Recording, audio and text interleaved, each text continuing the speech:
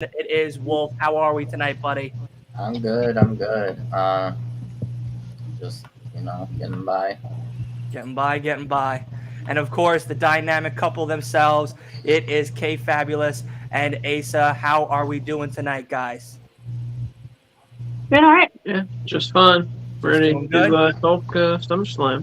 Yes, sir. Yes, sir. And of course, it is Mr. Cincinnati. He has returned to grace us with his presence, with, of course, his partner in crime, Mr. Chris Hoops Shoops. How are you guys doing? How's Fightful treating you now that you made it big time? I got celebrities in the house, man. I feel absolutely honored and privileged to have you guys. How you guys been? This is the first time that I've laid eyes on Choops in probably about a week. He's been down for the count, but yeah, no, we're pretty excited. I mean, we're about 2 days and count away from SummerSlam, and we're going to be there. So we're excited for this show. This is my first PLE, is not his first, so we're in for a good time. I hope you guys send me a lot of pictures and tell me all things about it, because I'm going to be definitely asking you. And of course, another man, another myth, another legend himself. He's not related to Jim Cornette, but he wants to be so badly. Of course, it is Cody Cornett himself. Cody, how are you, buddy? Doing better than Omega, that's for sure. I'm always better than Omega. Can't stand that prick. I'm doing good. I'm doing really good. Oh, man, so glad to hear. Of course, Mr. Juggernaut himself, one half of course, the Flex Zone guys as well, representing. Justin, how are we, buddy? I'm doing great. I'm ready to talk the biggest party of the summer. Yes, it's sir. gonna be exciting. Yes, sir. Yes, sir. I love it. I love it. And if we can't kick back and relax, it's not because we don't have Leo. It's because we have Leo this evening. Leo, how are we, buddy? I'm feeling good, man. I'm feeling great. Ready to talk SummerSlam and see how everything plays out. Ready to hear your all opinions and what you guys have to say. I gotcha. I gotcha. And we all, Cody, no, that diabolical laugh. I already feel a lot of that hot takes coming right now. But of course, to round it out, it is a fresh face over on the podcast channel today. It is Mr. Horton himself from The Horton Show, a great up-and-coming content creator over on TikTok. If you are new to the channel, or if you're a returning guest, like always, make sure you go ahead and show Horton, like everybody else here's love, in the description. Horton, how are you, buddy? And why don't you tell the people a little bit about yourself and what you guys, what you do over on TikTok? Well, I'm doing pretty good. I mean, I'm not complaining. I just want to hear everybody's opinion on, the SummerSlam card that's coming up. And over on TikTok, I kind of just post, whatever I like really tickles my, myself, but I don't know how the there's a whole category for so that. I don't want to say things that Oh no, we've all kind of grown to like each other very well over here. We're very comfortable with one another, I feel. So at this stage of the game, tickling your fancies isn't the worst thing that could come out of somebody's mouth. But I just really just post whatever. I wanted to try to do some WWE and AEW stuff just because I've always had a passion for the shows, but being around here, I don't have anybody here that actually likes the stuff. Oh yeah, friends, but they really keep secluded. Even at my work, I'd say, "Hey, do you know WWE? Hey, you know AEW?" They're like, "What? The old stuff, Salt and Slaughter, all that other stuff?" I'm like, "No, the newer stuff too." They're like, "Nah." I'm doing all right. I can't wait to get started. I'm in the middle of the show. Okay. Mr. Cody Cornett being a father as well over there. I love it. I love it. Dreams do come true. Oh, dreams do come true. I feel you. You'll probably you're amongst other dads. Yeah, I can vouch for that. Of course, and, very much so. Yep.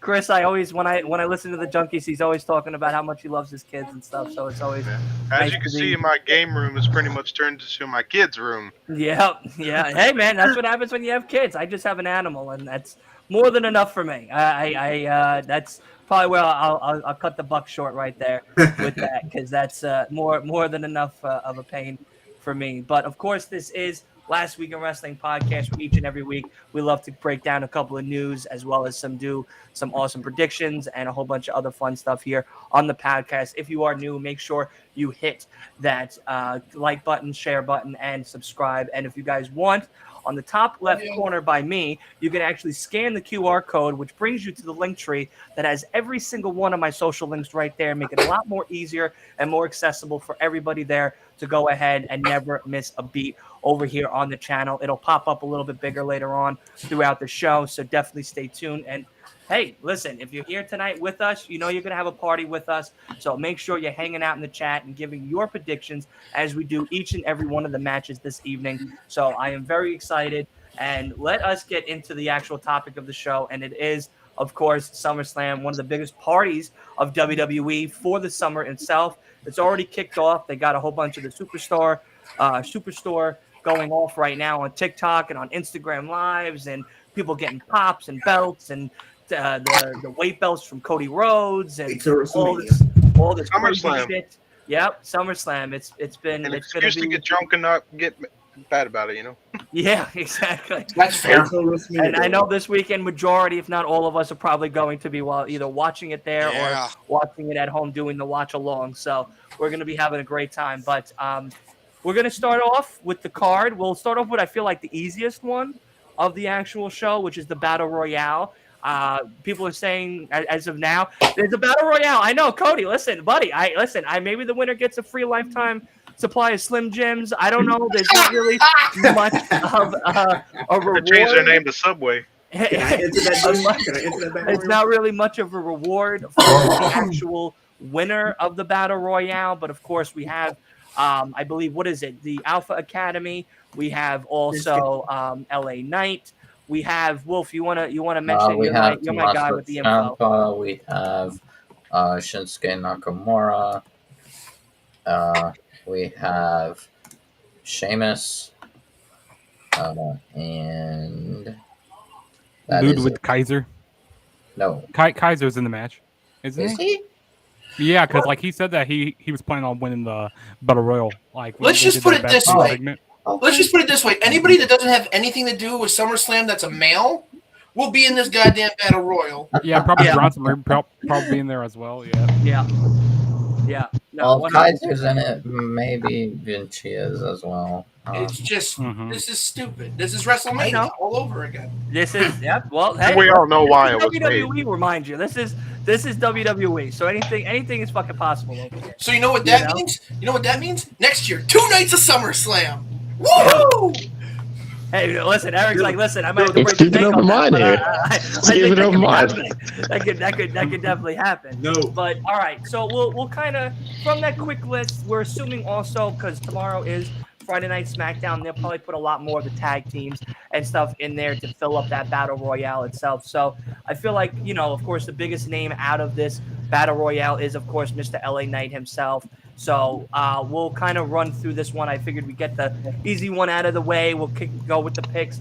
We'll start on the bottom right with the guest of the night tonight, Orton. Who do you think, in your opinion, from that little list that you heard, Kaiser and Shinsuke, Tommaso, LA Knight, Alpha Academy guys, who out of all of that would you hope for to see win on Saturday's Battle Royale? Who I hope for, LA Knight. Right. But do I think that's going to happen? I don't think so. Okay. I don't think they're going to push him.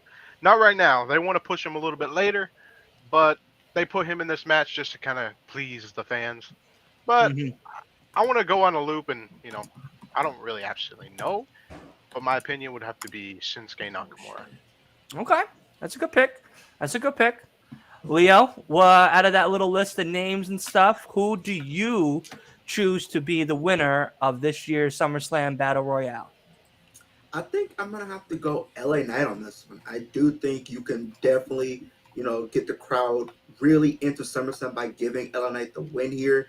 I think it might not be the best way to make up for everything that has happened with him not, winning the Money in the Bank or the Fatal 4-Way to become a number one contender for U.S. champion.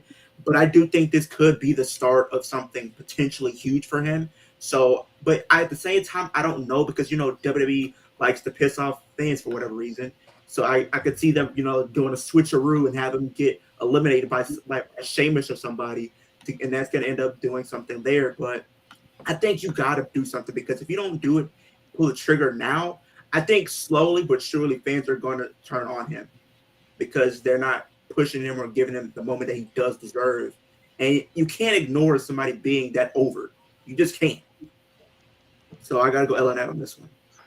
That's a fair point. I like the opinion. Mr. Justin, my man.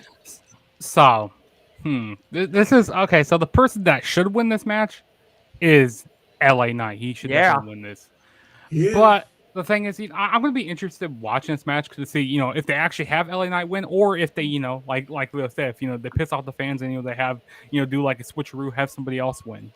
Like that's the reason why I'm going to be interested in watching this match, because LA Knight's in here.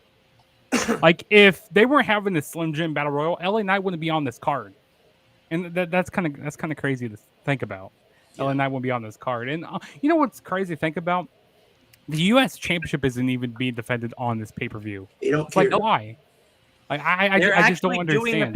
They're doing that title a week or two isn't it 2 weeks? Yeah. SummerSlam. A week after SummerSlam. Which is a week after SummerSlam. The dumbest decision. It's like they're allergic to putting titles on the baby. It's like having Dean Ambrose with the U.S. Championship all over again. And I love Dean. Oh, don't remind me of that. But my prediction for the match is going to be L.A. Knight. Yeah. All righty. Yeah. I love it. Cody, I know you're disgruntled already, and we haven't even gotten to the actual card. My man, my brother, my guy. Who do you got? Quick, just get it out of the system now, because I want you to save that energy for the rest of this card. So just give me your quick opinion, and then we'll go right to Mr. Ronda Rousey fan himself. Hey, you leave podcast that alone, right? Yeah. There's actually a fan of Ronda Rousey. You poor soul. Yeah, you mean the fact? No. We ain't on there yet. Just take it easy, Chris. Don't you worry. I got my list for you. Hold on a minute. Don't you worry. We ain't even up there yet. Hold on. The Junkies came to play today, bro. Oh, listen. Today's the day. I got you. You know what I mean? We got it. We got the combo. So I just want to circle back to the whole U.S. title picture. Yeah.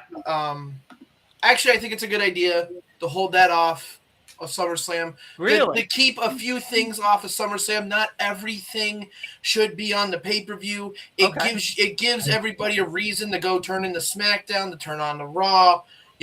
I get the whole, women must be featured. No, they don't. Women should be treated as an attraction, plain and simple. 3 matches total. If that, they should have 2 matches on the pay-per-view at all times. The fact that there's a tag division is just ridiculous. I could build a better women's division in both WWE and AEW and not be on coke to do it. The Battle Royal winner. Fuck, just because I don't give a fuck about anybody involved. Nia Jax, for shits and giggles. You know what? Rhea Ripley's going to be in the match. She's going to be in the match. She's going to be Wait a second. But she ain't even in the Battle Royal. I don't give a surprise entrant. I don't give a fuck. They're going to have a surprise return, Oh, no, for sure. Saturday's going to have a lot of surprise. My original pick, that for sure. My original pick was Braun Strowman, but he's out with fucking neck fusion, so he's done for a year and a half. So I'm just going to go with the next best thing, in my opinion, which is Nia Jax. Fuck it. I love it. Care. I mean, absolutely. An absolute diabolical monster, Cody Cornett. An absolute diabolical monster. I don't care about LA Knight. Shinsuke Nakamura has had a bad taste in my mouth since 2015. It's just, or 2016, whenever the fuck he debuted in NXT. That one match with Sami Zayn, and then it went downhill from there. That's the white Michael Jackson. Fucking anybody in Imperium is a bad choice. Sheamus is like the only real name in the goddamn Battle Royal. That we know. Fuck it, have Nia Jax win and just make it a farce. I don't care. This Ripley's is going to be in the match, and she's going to eliminate everybody. Cody, because Bobby Roode's spot is fair enough. That's fair. All right, Mr. Chris, my guy, show that pretty face of yours and tell me why or who you think is going to be winning this year's Slim Jim Battle Royale. It should be, and guys, I have swollen. My vocal cords are swollen, so ICE. Oh, I think he's got a bit of a delay here. Yeah, you got a little bit of a delay on the iPad. Man, his vocals are so bad that you can't hear him. There's a cannon everything. Yeah, see, that's pretty bad. Yeah, it's pretty bad. It's pretty bad. I'm gonna shut the camera off. There we go. That should help that out. All right, fair enough. So I believe LA Knight should win this match. I don't know that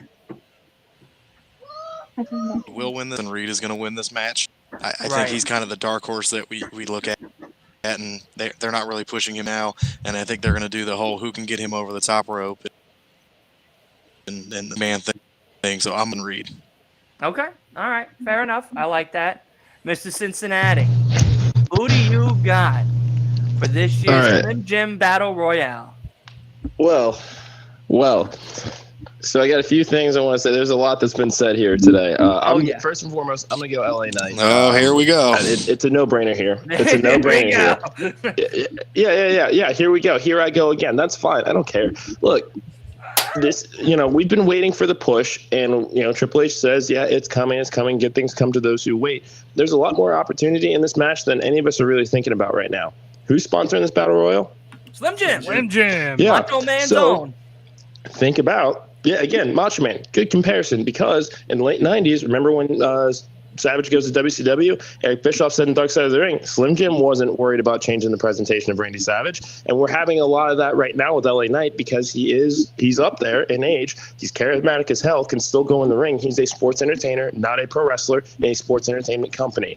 And especially when it's a phenomenal branding opportunity. For all we know, this could lead to LA Knight doing Slim Jim commercials again, which would be really, really freaking cool, because he has the charismatic energy to do commercials like that. He's already getting over in pop culture. We're already seeing that. So here is an opportunity to make all of that come full circle. So there could be a really great branding opportunity that comes out of this, that continues that meteoric rise and that organic push, which keeps him hot until WWE is ready to warm him up. Now, to Cody's point, as far as what we're seeing with the number of matches on SummerSlam, now that PLEs are going to Saturdays, and we know that we're doing Friday night SmackDowns, make the go-home show feel like a priority as well. Do first hour commercial free or limited commercial interruption. Put matches on there that would be a part of the overall SummerSlam weekend card. Right. And still give that an attraction as well. And you're still seeing these talents get on a card, or at least be associated with the biggest show of the year. And I think to your point, Cody, and to Eric's point as well, that is something that I think lacks the most with WWE when coming to these big pay-per-views. If we've noticed with a lot of them, even as we went into WrestleMania being one of the bigger ones that recently happened, there wasn't much that Friday that was exciting enough for many people to be ready for WrestleMania that next night. We kind of were already hyped from all the build that happened prior, going into that final Raw and final SmackDown that week of. And come that week of that Raw and SmackDown, felt very lackluster, felt very not full of momentum to bring us to one of the grandest stages of them all, which is, of course, WrestleMania. And then, of course, WrestleMania Night 1 was, I feel like everybody's in agreement, 5 out of 5. It was a perfect show. It, delivered in all aspects. There was moments that we can still to this day recall that was great. Beginning parts of Night 2, 50-50, it kind of heated up during that Gunther match and that triple threat, and there was some decent mid-card to the end, but of course the ending was where a lot of people, and there's that kid that's viral from him losing it on the balcony, very upset of the end result with Cody Rhodes' loss. But to the point that you're saying, yeah, I'd hope that tomorrow night show, since we're doing this live Thursday and tomorrow's Friday, that tomorrow night show brings that heat. It brings that momentum to Saturday's show that we would like to see, because as of now, it doesn't seem that jaw-dropping of a pay-per-view like they've kind of made it seem. It seems like there's just a lot of, more or less like simple matches kind of put together. There's a little build, Roman and of course Jay is built for, they've been built for a little while now, which has been very good. That triple threat match with Asuka, Bianca, and Charlotte kind of felt very thrown together and everything.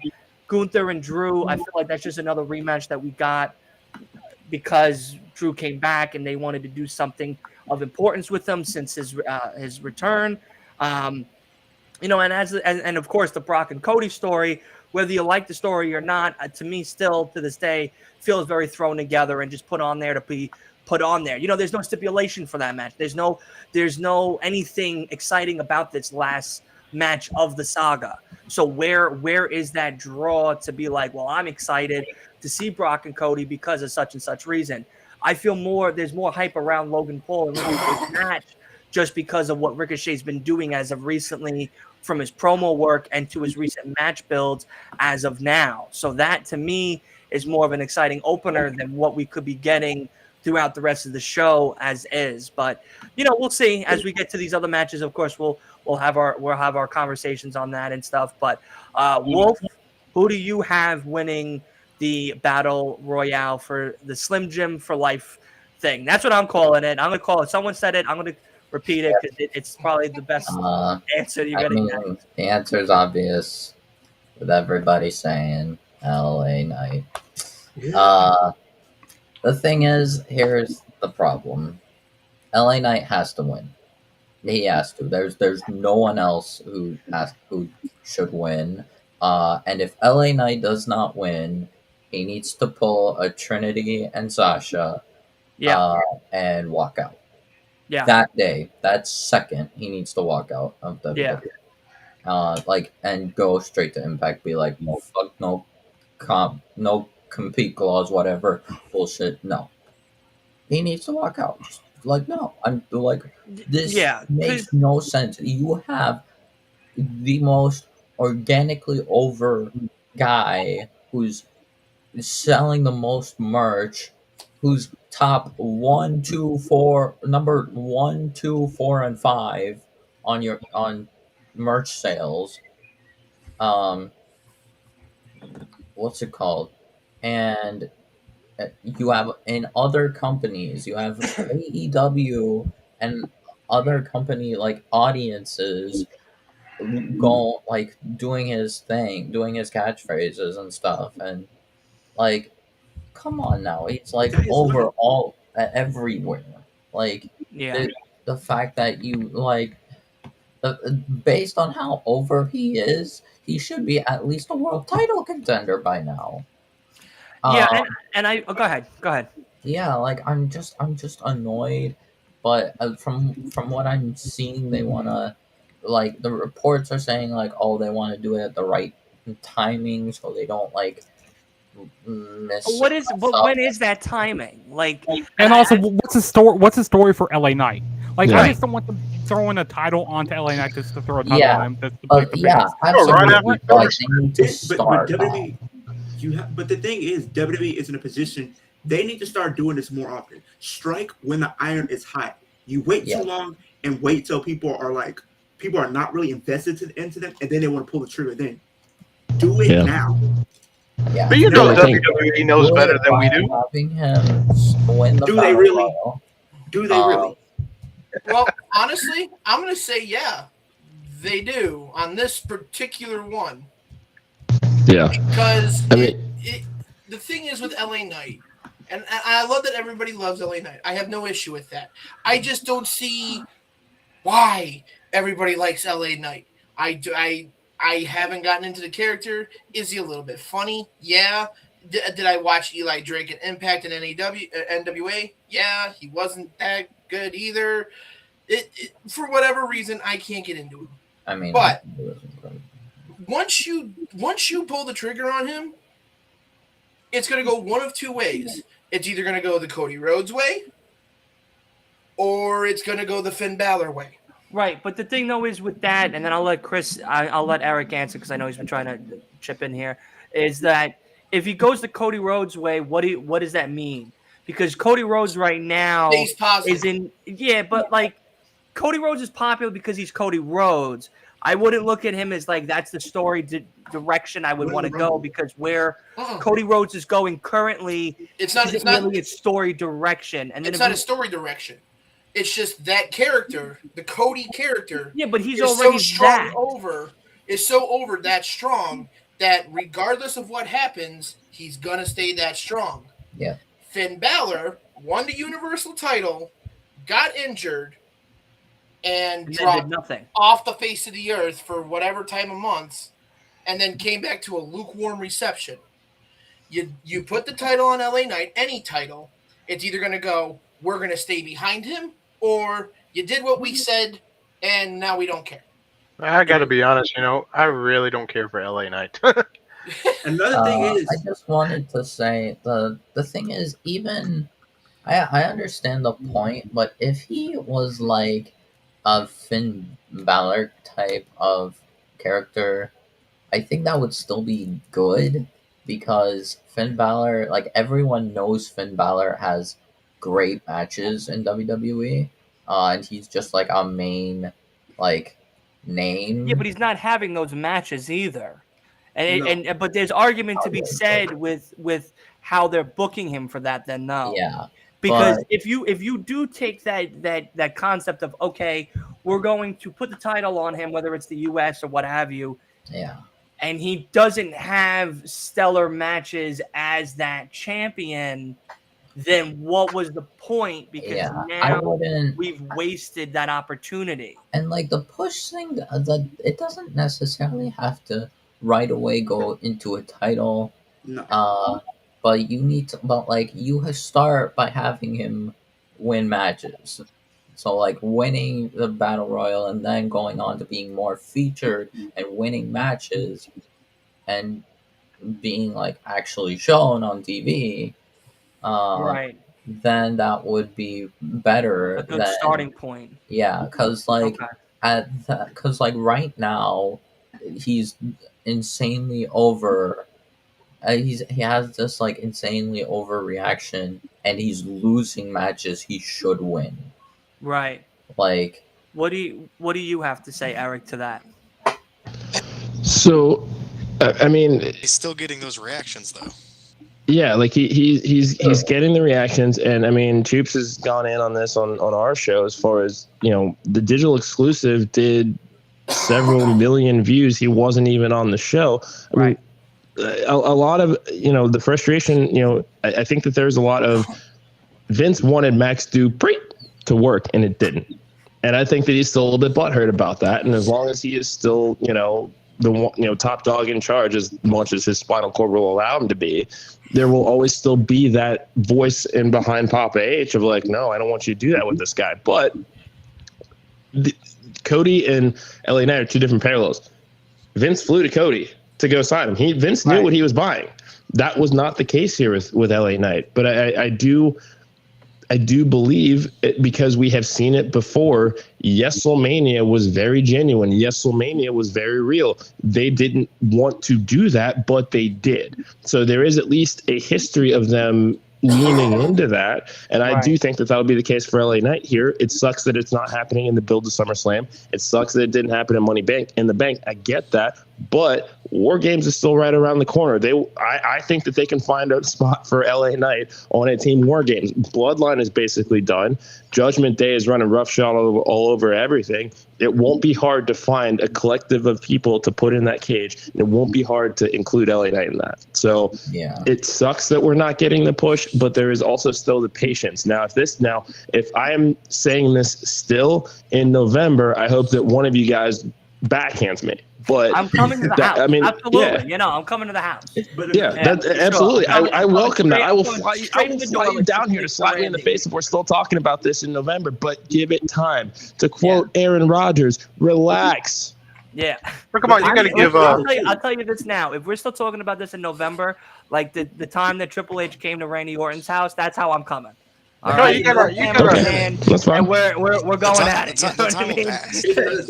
You got to give Vince his credit. I mean, if it's the time has passed. I wanted to add one more thing regarding this Battle Royal. I said it, I believe, on Tuesday. My prediction, I don't think he'll win, but I think we will see a surprise during that Battle Royal, which will involve a returning Big E. Whoa. I think Big E could. I don't know. Alright, I think about Royal Rumble time. I think that's I was when gonna Big say E- Yeah, I mini think Bobby I Roode. think or I maybe would say just Rumble. both Xavier and Kofi Yeah. because from what I've heard, Kofi is good to go. But you got to I give got Vince you. his credit. I mean, So- Vince knows. I mean, he has been in the business a long time. Vince, he knows what he's doing. I think he knows that LA Knight's getting old in age. He's a better manager than he would be just wrestler. I mean, he has the voice for it. How- I mean, how long does he have? How many more years does he have wrestling? I Maybe can like a honestly, good 5, 6, probably. I agree with Horton. I believe that LA Knight could be the next Ted DiBiase. You know what I mean? He could be the next Ted And DiBiase. that's not a He could bad be the thing. next, It's not a bad Paul thing. Heyman. He could be the next Bobby the Brain Heenan. He could be a decent manager. I don't see like the character. Fine, I can understand that the character can get over, but Bobby the Brain Heenan was over, and he barely wrestled. Paul Heyman is way the fuck over, and he never wrestles. Like, if your character is that strong and you have a great talking voice, be a manager. I get that you want to be the champion so fucking bad. But if they're trying to accentuate the positives and hide the negatives, which, by the way, is your wrestling pal, you kind of want to go with that. And the Max Dupree, probably not the way to go with it. Keep him LA Knight. I like that as a manager name. I think that's a great manager name. But it's just, good Lord. Oh, I don't. I think his wrestling is what's it called? Good right now. I could see him being a manager like once he can't go anymore, like 4 or 5 years.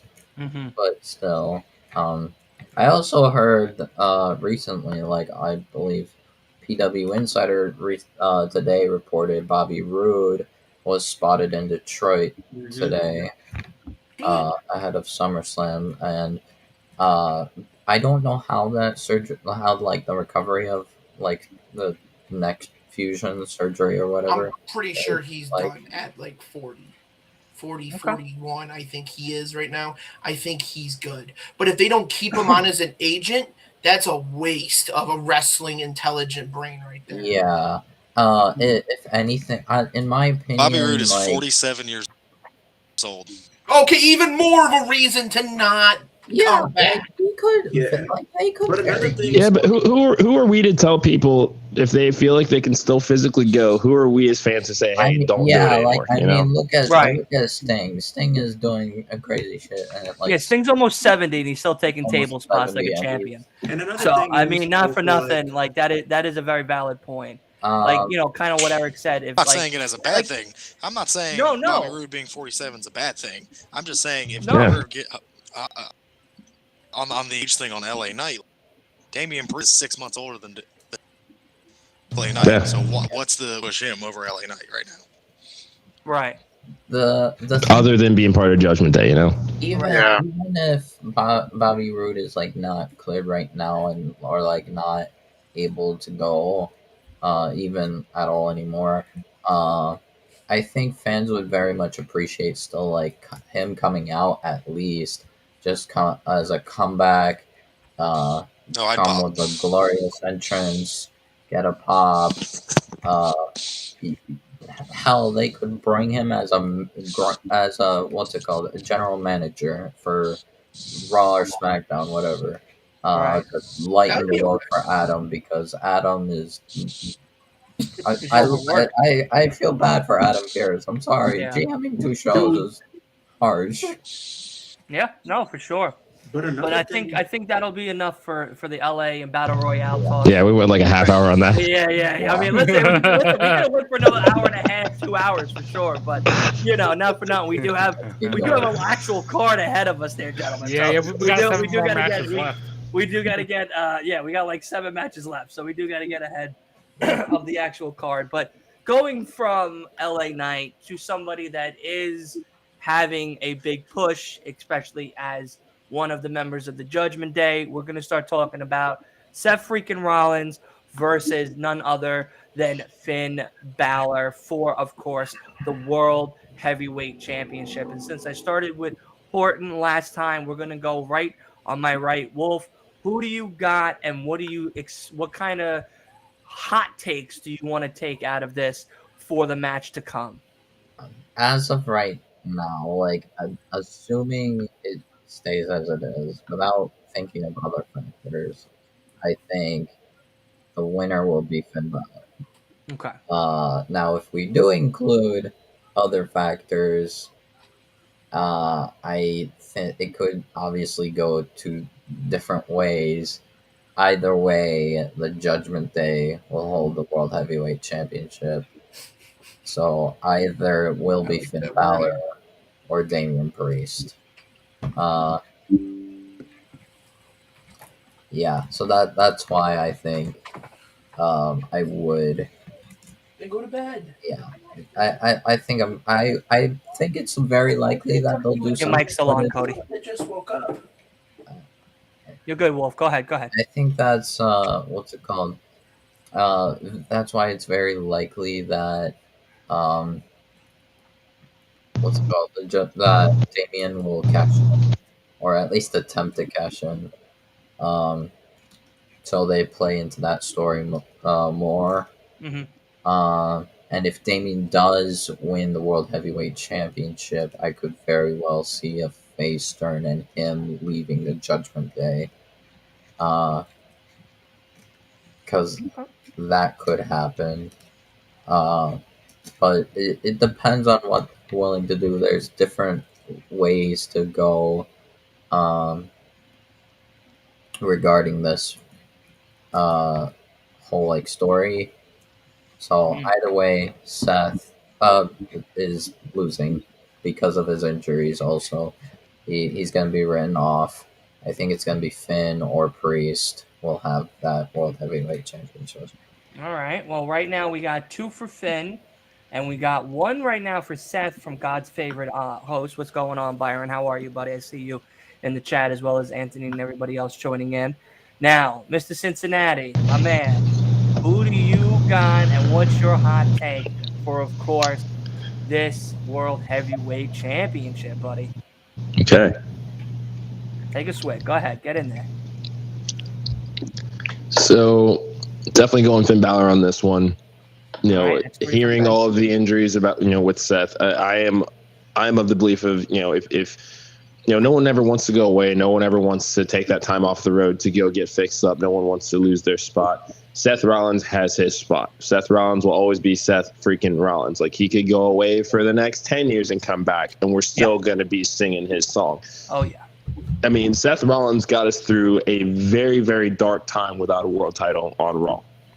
Mm-hmm. And then elevated the United States Championship as part of Papa H's grander plan to elevate the mid-card titles along with Gunther. So he has earned this time off.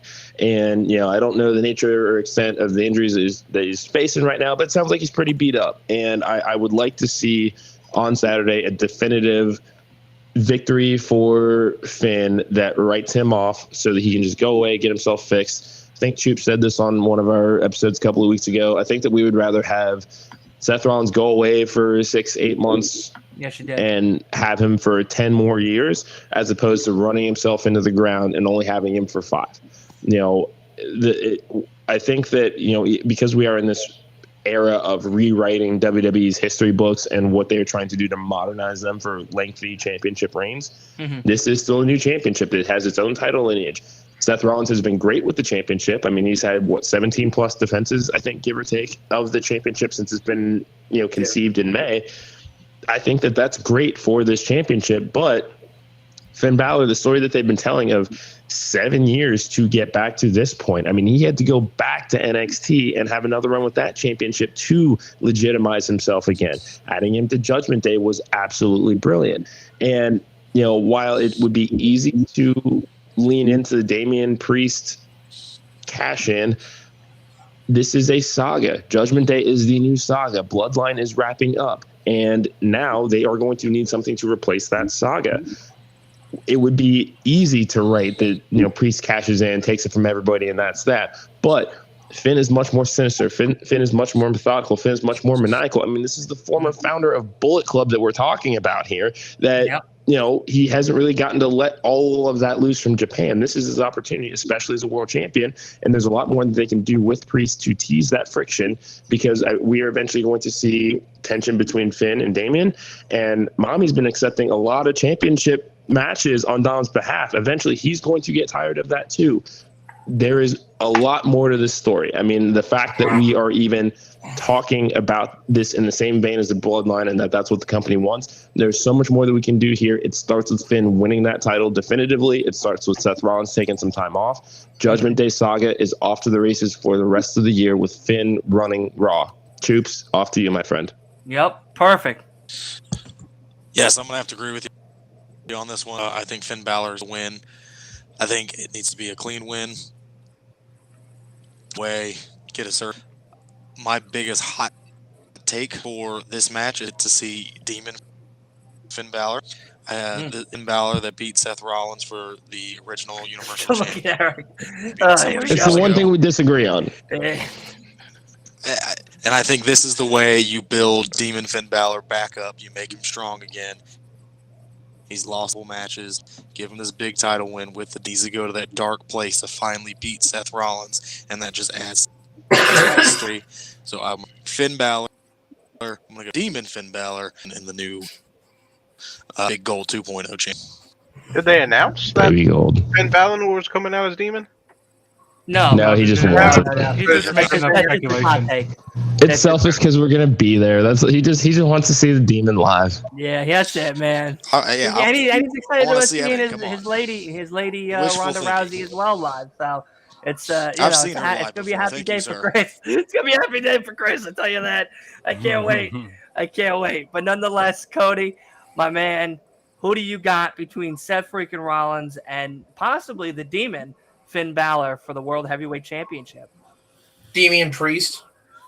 Yeah, okay. No, I mean, it makes sense. That's my answer. The answer, the winner of the Finn Balor Seth Rollins match will be Damian Priest. Because you think he's going to cash in, or no matter what or happens, do you think he's going to help him?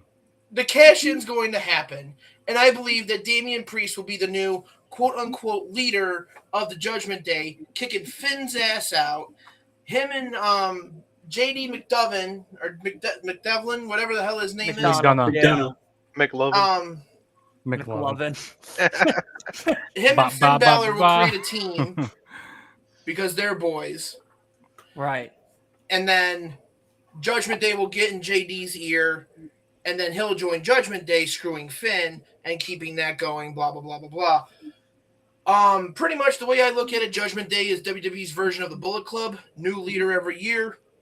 Fine, I don't care. Do what you need to do to keep the storyline going. Mm-hmm. Just at least make it make sense. With Damian Priest having Money in the Bank, easy cop out. I could care less. I don't want to see this match for a third time, let alone for the first time fucking years ago. I could care less. It really doesn't matter to me. Okay. All right. Fair enough. Mr. Juggernaut. Who do you got? I'm really looking forward to this match. You know, this match is like coming full circle. 7 years here. And Finn Balor, winning the Universal Championship and then getting injured. And during that match, and he went away for several months and stuff. Then come back like getting that lukewarm reaction. Yes, if they make Finn Balor lose here. Like, I don't know really where they go after this with him. I mean, yeah, they got the whole Judgment Day and all that stuff there. But, like, Finn Balor, he needs to win this match. He needs to win it.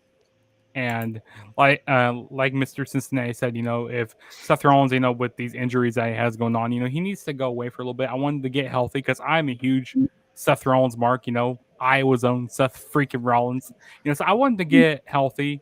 We won't forget about him. He'll still be over when he gets back. He still has that spot. And sure. As it goes with Damian Priest, I think Damian Priest is going to definitely be a factor in this match. He's going to be helping Finn Balor win this match. But as it goes with the cash-in, I don't think he's going to cash in right then and there. I think this is going to be a slow burn type of situation. They need to build it up more, like build up the animosity. There we go. Animosity. Yeah. between each other. So Okay. Finn Balor wins, and like I said, I want him to hold the title for more than 24 hours. Like I want that him to would have be a that would be lengthier really end of it. nice.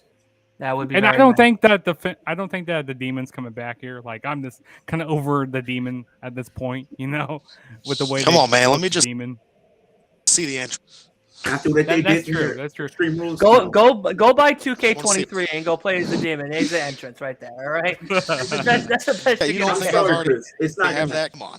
Yeah. It's not gonna happen, Chris. After what they did to him at Extreme Rules with Roman, after that whole debacle, no, don't you dare bring him back. Don't you do it. Just don't do it. Just let me Don't wish. put that shit Just in let the me air, wish. Ricky Bobby. Don't you put that spell on. My man Leo, kick it at? Who do you got for Seth versus Finn? I gotta go Finn Balor, man. I think, in my personal opinion, I feel like he's on a redemption story to finally get this championship. It makes a lot of sense after everything that he's been through. Look at where he's been since losing that championship, failing to regain it numerous times or be in contention for it. He had an opportunity to defeat Brock Lesnar for it, couldn't do it. He had an opportunity against Roman Reigns, couldn't do it. Now this is his chance to actually pull the trigger. Mm-hmm. And I feel like if they don't do it here, what's the point? Because if Finn Balor does not win this, I don't know what else you could do with Finn Balor. They're pretty much trying to do this whole thing like they said with the bloodline. They want every member to hold something, hold gold or whatever you want to call it. And then you have that visual, and then from there you can start slowly teasing dissension between Finn Balor and Damian Priest. Because right now I feel like they need to be on a cohesive unit right now. They need to be together. And once they are together right now, then you can slowly build to something possibly happen. But I can also see Damian Priest cashing in. But then it would suck because then again, Finn Balor gets his moment only to have it taken away from him yet again. Right. I think give him at least a couple months. Give him maybe till Survivor Series. Maybe they're part of War Games match. I remember you said something about War Games, and we were talking about LA Knight being in War Games. You can have a situation where all of those guys in there, and then we can see Damian Priest turn on Finn Balor while they're in a grueling match like that and cash in to become champion. I can see that. Yeah, that'd be a perfect cash in. You can build between those two for the Rumble because that could be a huge way to kickstart the road to WrestleMania. I think that match between those two will be a great way to kick off the road to WrestleMania. So I think if you give it time, you can build to something great. Don't rush it. I feel like this is the thing that WWE just continues to do. They rush things. They don't allow things to play out and build to this big crescendo in front of fans' eyes. I think that's something we like to see. The one thing I can give Triple H credit for is since he's taken over, we have definitely seen long-term booking. Look at the Bloodline story. Long-term booking. They think of what happened when Vince was still in charge. He was planning on having Sammy be part of Bloodline for maybe 2-3 weeks, and then they kick him out. But look what it did doing long-term booking. People got invested, and then they built to something big. And when he turned, everybody lost it. The same thing with the Usos. We see Jimmy built to something great. With Jay, they're going to build to something great. When Solo eventually leaves, they're going to build to something great. So I think if they're doing that, we're seeing it with this long-term storytelling. And I think this is another situation where they need to really go all out with long-term telling. Okay. Cody, you said you wanted to add something? I agree with sorry, I did it right in the middle of a brownie bite. Yeah. I agree with the long-term storytelling, but I don't know. I feel like the Judgment Day is not a good plot device for long-term storytelling. Okay. Understandable. Who do you? Was that all you had to say, or did you want to add to that? Oh, I'm good. Oh, okay. All right. I thought there was more to it. That's why. Okay, Horton. Who do you got between Seth freaking Rollins and Finn Balor? Do you also see Finn getting this win? Do you see Damian cashing in and getting it? Do you think Seth's going to retain? Who do you got, buddy? Hey, Chris, I'm sorry, but I'm going to have to say that Finn's not going to come out as the Demon. I think Finn's gonna come out as the prince. Take me out tonight, Chris. Yeah, Finn's gonna come out as the prince. Stop on my parade. How about that? How about that? They're gonna have a heck of a match, but Finn's gonna come out on top. Okay. Then you're gonna hear Damian Priest music comes out. Damian's gonna cash in on Finn. That will give a perfect opportunity for Finn to use the demon to go to that dark place and win it back from Damian Priest. That's what I've been saying. That's the So you're telling me there's a chance? Yeah, they're telling you. You know what? There might be a chance. You just got to save money to go. But you might not be able to see it though. Right. You got to save money to go to the next pay-per-view. Yeah, we got plans. You got to go to Payback. You got to go Payback. Lane's in Indy. That's 2 hours away. Ooh, Yeah, all right. yeah, and Payback's Pittsburgh, Survivor Series is Chicago. It's all driving distance for us. We're making towns this year, boys. Listen, man, I want to see. I'll be at Survivor Mania? Series. What about Don't Mania? get me wrong. I want to see Finn. I want to see Finn as the demon, but they can't keep crapping over Finn's the demon persona. They can't. Right. He lost the edge at WrestleMania. They can't do this again. They can't. Not at this. Yeah. He was dead on. I want to quickly say this was my theory. I've been saying it for the past week now. Is that I think that Finn and Seth get in the ring or whatever. Damian comes out maybe with Seth. Oh, I'm sorry, with Finn, or maybe his music just plays, and to throw everybody off course, and he cashes in before the bell rings, making it a triple threat match.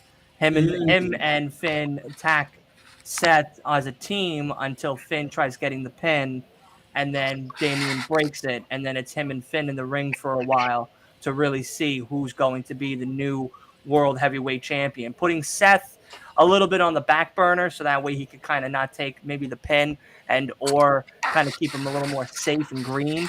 So that way, with all of his injuries per se that he does have, he doesn't really extenuate anymore and cause more damage to what he's already been doing to his body as of recent months.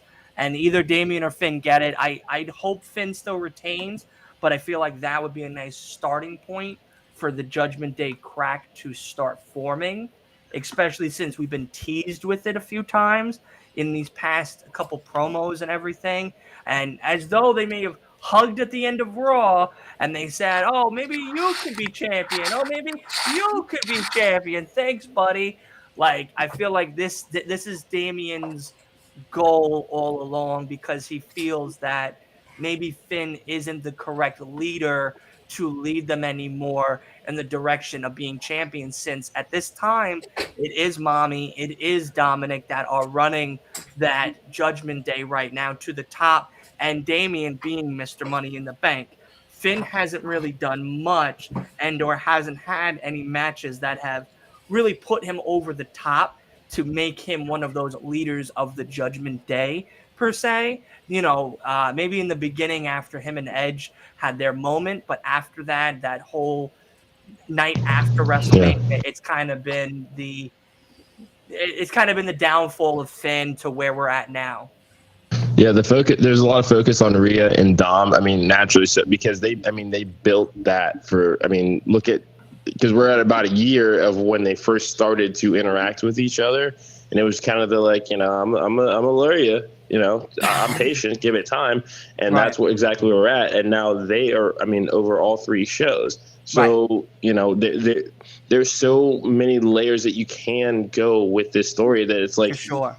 You have until next June to deal with the Money in the Bank contract. You do not need to plan for it right now. No, whatsoever. And if I was saying what they could do with the Money in the Bank. I was thinking, maybe they can go wait until gets around Money in the Bank next year, and then they do something like that. Oh, when's he going to cash in? When's he going to cash in the Money in the Bank? We're a week away from Money in the Bank from next year. Or when's he going to cash in? I think that'd be pretty cool. Still, pretty cool. Yeah. Pretty cool booking there. Right. I gotcha. But that's kind of my fun fantasy booking for that match. I kind of hope they spice it up and make it into a triple threat, really starting to break apart the Judgment Day the way that it's seemingly doing it on its own, and maybe their strong friendship, as they call it, will keep them together. But to be honest, I feel like there is that fracture that is just getting bigger over time, and eventually we'll get to that point where it is either Damian or Finn. And if Finn does leave, maybe McDonough is the one that he goes to and builds his own tag team division. So maybe then it's against Damian and Dom. Then, Rhea's in whose corner? Is it Damian and Dom's corner? Is it Finn and McDonough's corner? There is, like Eric said, there's a lot to play with here with the way that they've been doing the Judgment Day each and every week, especially since they're kind of stretching the Judgment Day, the Judgment Day through 3 shows, 3 days a week. Yeah. Mind you, besides the house shows and everything else they probably do with them, but at least for TV purposes wise, they're on Raw, they're on NXT, and they're on SmackDown. So, there is a lot that we could say here that could happen. But at the end, I do agree. I think Finn is the one to get the win. I hope so. I feel like this is that moment, and then you get that beautiful picture that a lot of people want, which is Finn with the belt, Damian with the briefcase, Dominic with the NA belt from NXT, and Rhea with the World Heavyweight Women's Championship on her shoulders, and we get that Monday Night Raw photo. And then, from there we see how long it lasts until the cracks form, et cetera, and we kind of build from there. So, we'll see what happens. It is only 2 days away roughly till SummerSlam. So, it's going to be very exciting. But I do want to say God's favorite host that posted, he said Seth was so hurt would he be on TV wrestling each week. As for that, I watched the podcast he had with Logan Paul, and he did say that they may need to do the surgery, but it's not something that necessarily has to be done right now. Right. It's something that could lead up to later on being a lot worse. Right. So he can a back injury is a back injury. I struggle with sciatica. I have a back injury that's permanent and it's everlasting. So, I know that there's a lot of people that, wrestlers and sports entertainers and athletes suffer the worst ones, especially in a lot of contact sports like either basketball, baseball, or football, mind you. But yeah, a back injury is a back injury, and everything else that he's kind of been, undergoing throughout this time, being a world heavyweight champion, I feel like it is time to rest up. He has a kid. He doesn't want to be in pain all the time. If I was him, I would maybe take that perfect opportunity to step back and just kind of sit home and relax and wait it out. If they need to do the surgery while he's home, resting and recovering, okay, cool, take the time. Like Eric said, he could leave till WrestleMania and he'd be the big WrestleMania surprise. And or the night after. Boom. Yeah, and he's ready to go, and he goes after whoever the world heavyweight champion is at the time, at the next pay-per-view or what have you. He's got to do something, because he's got to get surgery. But if he ends up, they have to take the title off of him, because if they just let him go off, have the surgery, the whole I'm a fighting champion kind of thing kind of goes out the door a little. Yeah, and then Byron from as God's favorite host goes, I suffered a back injury sitting through 3 hours of Raw each night. I feel like we all do at some and then Triple H has to come out and give us a new title because he's Seth Rollins has the other title. No more unless it's a mid-card championship for the women. That's the only other championship I need to see revealed. Nothing else. Yeah. No, but we'll Facts. we're gonna go to the next match. It's not Ronda, not yet. I know when I want to pull that card out. Don't worry, Chris. We're getting there. Don't worry. Listen, man, we're getting there. I know that conversation we've been talking about it. So we're gonna go to a really fun one. I think a lot of people are excited for. We were talking about it a little bit before the show started. Logan Paul versus Ricochet. It is seemingly going to be the opener of the actual show itself, because the fact that on the same night, the Saturday, Jake Paul is fighting Nate Diaz, which I hope Nate Diaz rocks his fucking block off of Jake Paul. So that way, Logan can get back to his brother, so he could be in his corner to watch to catch his head when he gets it completely knocked off of his shoulders by Nate Diaz. But we're going to start with Horton this time. Between Ricochet, Logan Paul, everything we've been seeing as the weeks have been going on, leading into SummerSlam, what do you choose? Who do you choose, I should say, to be the victor from this match? I honestly thought, Logan Paul was going to win for the longest time when they Mhm. announced the match. That was until they mentioned Ricochet's fiance. They're not going to have Ricochet lose and pretty much bad talk him like that. They're going to have Logan lose this match. He's going to go, and people's going to figure it about him. That's Okay. just it. Okay. Leo? This was a tough one because I do think Ricochet could benefit by having a win like this. But at the same time, I feel like if I'm thinking WWE, they're going to want to give Logan Paul a win just because he hasn't had a win in quite some time. But you got to think about this. Look at what happens when you have a wrestler face a celebrity. Look what what happened with Damon Priest face Bad Bunny. He went on to become Mr. Money in the Bank. Look what happened when you seen Seth Rollins face Logan Paul earlier this year, a celebrity match. He wanted to become World Heavyweight Champion. So I think even if Ricochet was to lose, I could still feel that it could be something potentially big for him on the other side of this coming out of SummerSlam. And I think it's a big W because you think about it. Ricochet is somebody who I think should be on every pay-per-view possible because he can wrestle. He can go. You put him, there's so many matches that you could do with him up and down the card, but we're just not getting. Him and Seth could be good. Him and Roman could be good. Him and Bobby Lashley could be good. Him and Finn could be good. There's so many great matches that he can do, but we're just not seeing.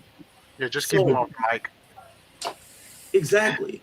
I think the only thing Ricochet is lacking is, mic work. Outside of that, he's good. Maybe if you were to put him with the Hurt Business over on SmackDown, I could see that being a good spot for him.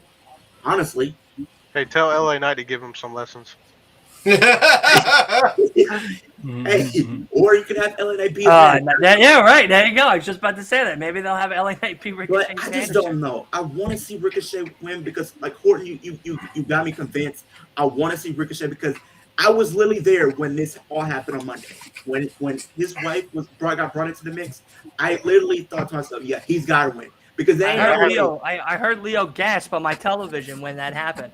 That's some great audio quality. I tell you that. USA had to go upgraded that shit. And then when he mentioned his fiance, I really had to go and look and see when they were going to get married because I thought, well, maybe they're going to make him lose to Logan Paul just so that way he could get off to go get married. But he's actually planning on, they say, next year. So not only that, but literally he started taking pictures with Ricochet, and I literally screamed out loud. I literally said, Logan Paul, give Austin Theory his gimmick back. Honestly, I literally screamed that out top of my lungs, but I just don't know. Great. I think Logan is probably going to win some way, somehow, but I really want to go Ricochet. You know what? I'm just going to go with the safe pick here. I'm just going to say Logan Paul. Okay. My man Jay, who do you got for Saturday? Yeah. So, after seeing what happened on Monday Night Raw on the Go Home show, with Logan Paul talking about, Samantha Irvin. You just don't do that. You don't talk about somebody else's wife like that. Yeah, they're engaged right now. They're not married yet. Yeah. But you just don't do that. And the moments that Logan Paul and Ricochet has been doing this year, they've been doing some pretty good stuff. I mean, go back to the Rumble, that dive across the ring. Fire. You go back to Money in the Bank, the Spanish Fly that they did, it wasn't the prettiest at Money in the Bank, but still, it looked pretty. It looked safe. That could have been a lot worse. That could have been a lot worse. But Ricochet, the pro that he is in the ring. Yeah. Think about that flip he did. Yeah. So I'm gonna say that Ricochet wins here. He needs to win because Logan Paul, he's just a celebrity, and really, where did they go after this if Ricochet loses? I mean, maybe Ricochet can go be like a number contender. Maybe this could be like a thing to catapult him to be like maybe face the next world champion. I don't know. Okay. But yeah, Ricochet wins there. So you got three. Hort, did you say Ricochet or Logan Paul? I said Ricochet. So 1, 2, 3 for the Ricochet, 2 for Logan Paul. Who do we got, Mr. Cornette? Don't tell me you don't care. Don't tell me you don't care. Because if you say I don't care about any of these fucking matches, what are you doing here tonight? No, here's the thing. I love you, but come on now. Well, here's the thing. The Seth Finn match is somewhat predictable. The Battle Royal match is there to make everybody have a payday. This match does matter because this is going to be the highlight reel match. Yeah. This is going to be the match that is put on every goddamn highlight reel for the next 50 plus fucking years. As Logan no screwed up. Logan, I don't think this is gonna be a screwed up match. This is going to be, how can I put this? Straight down the middle. This is going to be a Young Bucks wet dream match. Okay. This is going to be the match that Kenny Omega, the Young Bucks, and everybody that does flippy dippy bullshit tricks wishes that they could do on the highest level possible. Guess what? Ricochet and Logan Paul are going to be able to do it, and none of you are going to be able to do it, so be jealous and fuck right off. Logan Paul is going to win this match because he hasn't won a match in a while. He needs to win a match to be built up to the next one, whoever the hell he's going to face. Mm-hmm. The only person he's beaten is The Miz. Right. As much as I love The Miz, that's not really something you bump on your resume. Everyone beats The Miz. Like a Dolph Ziggler at this point. Right. Everybody's going to beat Ricochet eventually. He's there to enlighten the crowd and highlight of the night. That's all he's there for. Unfortunately, I hope I never see Ricochet at the top of the card. I hope that he does well for himself, getting a paycheck on his back, like more porn stars do. Just, I'm sorry. That's how it's going to be. He's going to be looking up at the lights for the next 10, 20 years. He has potential to do great things. Look at the stuff he's done in NXT. Became North American champion. Became U.S. champion. Became Intercontinental champion. Look at the matches he's put on with Gunther. You cannot sit up here and tell me that this guy can't, potentially be mid-card or upper main event. And the thing is, even, outside of WWE, this man went head-to-head. Prince Puma, Lucha Underground. The guy picked up a guy twice as size in Keith Lee. And look at Ricochet. Okay. The strength is there. Let's put this in perspective. Okay. Ricochet against a bigger opponent is the best way to use Ricochet. Okay. Technically, Logan Paul is taller than him, but Ricochet and Logan Paul are exactly the same. They're going to do high-flying athletic moves for the sake of high-flying athletic moves. Mm-hmm. Now, if this was Ricochet versus Gunther for the IC title, or hell, even better, Ricochet versus Roman for the title, I think that those would be great matches because it's David Goliath. That's the story. That's always going to be his story. Even Ricochet versus Priest would right. Like you're gonna have Ricochet is always going to be the David. If you put two Davids in a David versus Goliath story, it makes no goddamn sense. AKA which is what we have here. Right. Which is what we have here. It's just to get the crowd excited. Exactly. So this is going to be the social media match, the highlight match, the one that they're going to use clips from to put in more packages than they freaking need to. Logan Paul's going to win. I hope everybody has fun watching this match, and let's all pray to God that no one gets hurt. That's all I ask. Then he can go and watch his brother get beat. Right. I want his brother to get his ass beat. As long as one of the Pauls get their ass beat that night, I think I'll be all right. Guess what, Dylan? He's gonna win, and then he's gonna lose the same night. He's gonna win in this match, and then he's gonna get a big. That's okay. That's a double loss in my book, and I'm okay with that. You know what I mean? Like that's all right to me. But Mr. Shoops, what do you think between Ricochet and Logan Paul? Make this one a little bit short and sweet. I agree with a lot of what Leo said. That Ricochet is going to get a big from being in this match. I think going to get the win. I have been impressed on this build with Ricochet's. I think they're a little bit more, and I think moving forward. But I think Logan Paul gets this win to kind of heat him back up. Okay, Logan Paul is up 1 right now as we turn it over to Mr. Cincinnati himself. Eric, who do you got between the two flying crazy guys on Saturday night. Yeah, so I got a few thoughts on this one. I'm going to Go right start ahead. off the top by saying, yeah, I do think that Logan Paul gets this win. We are all forgetting the fact that had that botch not happened, Ricochet would probably be in that battle royal. No one would be talking about Ricochet and what he'd be doing and having a marquee match at SummerSlam, which is what this is. Now, for, as somebody that enjoys these types of matches that would give the Young Bucks a wet nocturnal emission, I would like to think that this is something that everybody is going to enjoy in the stadium because, again, Ricochet would not have the promo time that he's had. He would not be kicking off a Raw. If he was, he'd be counting the lights. So this is a real opportunity here. I do love the fact that they've invited Samantha Irvin into this entire storyline because she's an absolute fucking gem. So to have that additional layer of this to add into all of that is going to be entertaining as hell. We know that they're going to floppy flip and flippy flop, but I enjoy that style of wrestling. I'm totally good with that. Now, here's the thing. As far as the Elite go, I mean, I don't think that they're worried about the fact that they're not wrestling at SummerSlam. They've recently become even more elite. They are literally in the name. They weren't going to go anywhere. If they wanted to go 4 years ago, they would have gone. And that's okay. But they are still going to cheer on their boy, Trevor Mann, who's going to have a great fucking outing here on this match.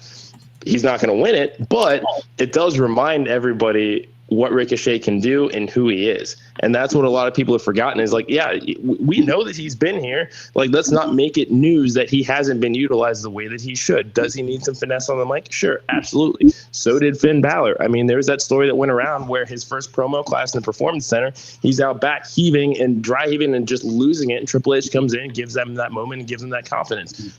I am fairly confident without actually knowing. Like, you have to imagine Triple H has that relationship with Ricochet as well. This is going to be a great match. This is going to elevate Ricochet, but Logan Paul needs this win more because he's coming off of Crown Jewel with Roman Reigns' loss. He didn't win the Rumble, and he lost to Seth at WrestleMania.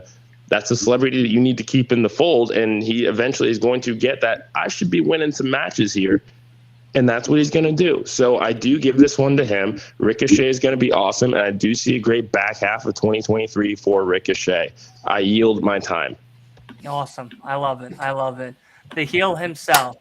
Who do you got winning this flippy dippy hoopy doopy match that's coming this Saturday? This is the hardest match that I had to decide for. I said it on Tuesday. I'm saying it again today. This can go either way, and I don't like it.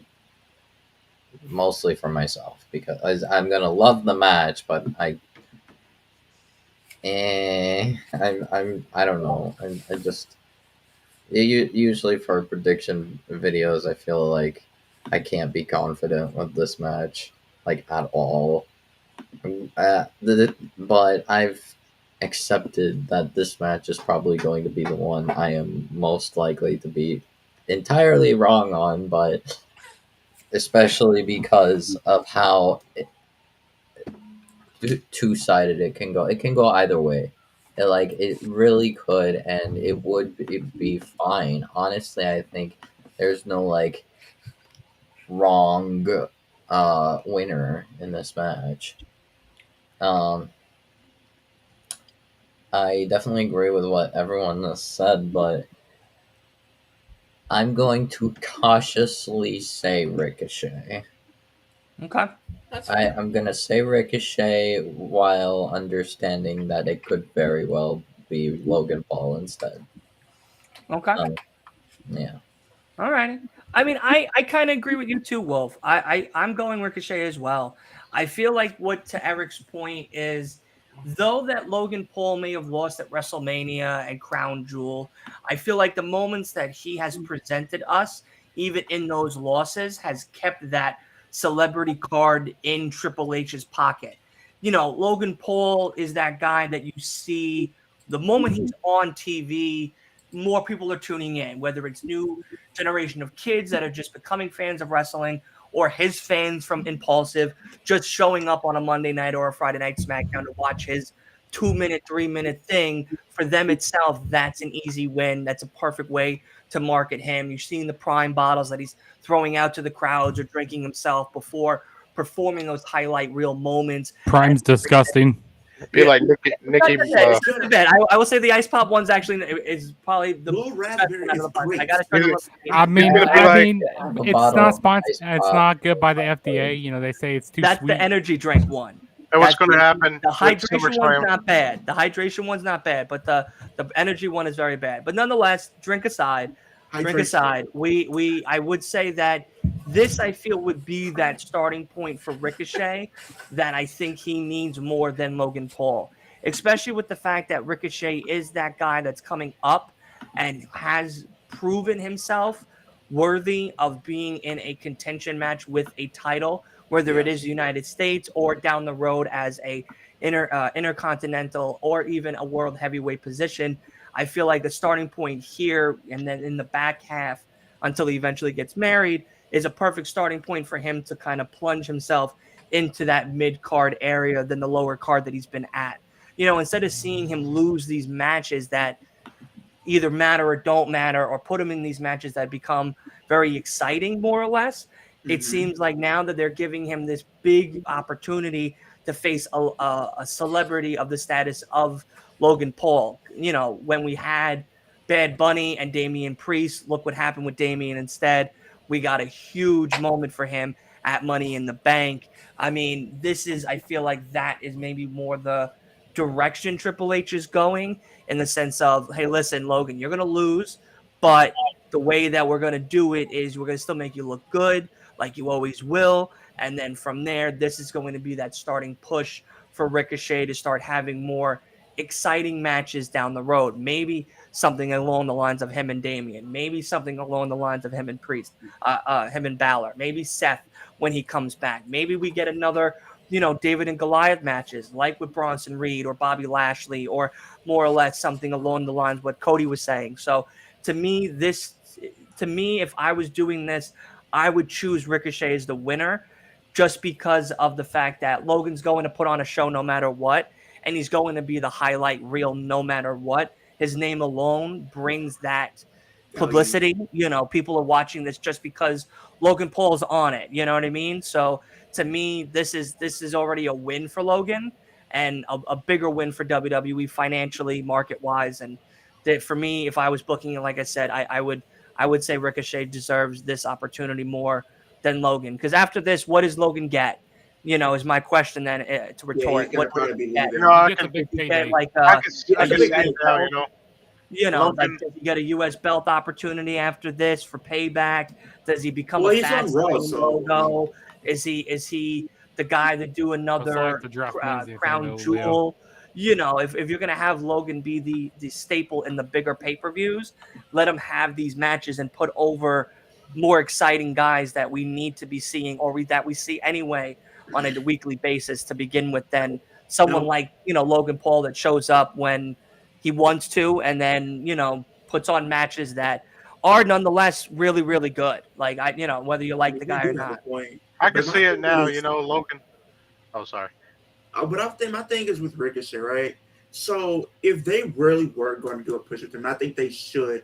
The thing is if they're going to, because you have a point there.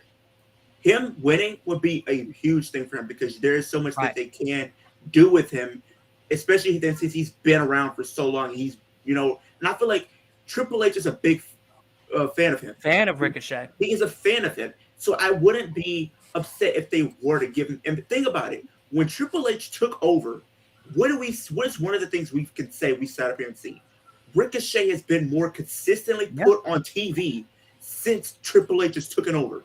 When Vince was still around, you barely seen Ricochet. I mean, Vince is still around. He is still around. He's still around. Well, he's laid up right now getting his spine tapped, but and the feds are raiding his crib as we speak. But nonetheless, I guess he's here in spirit, at least for now.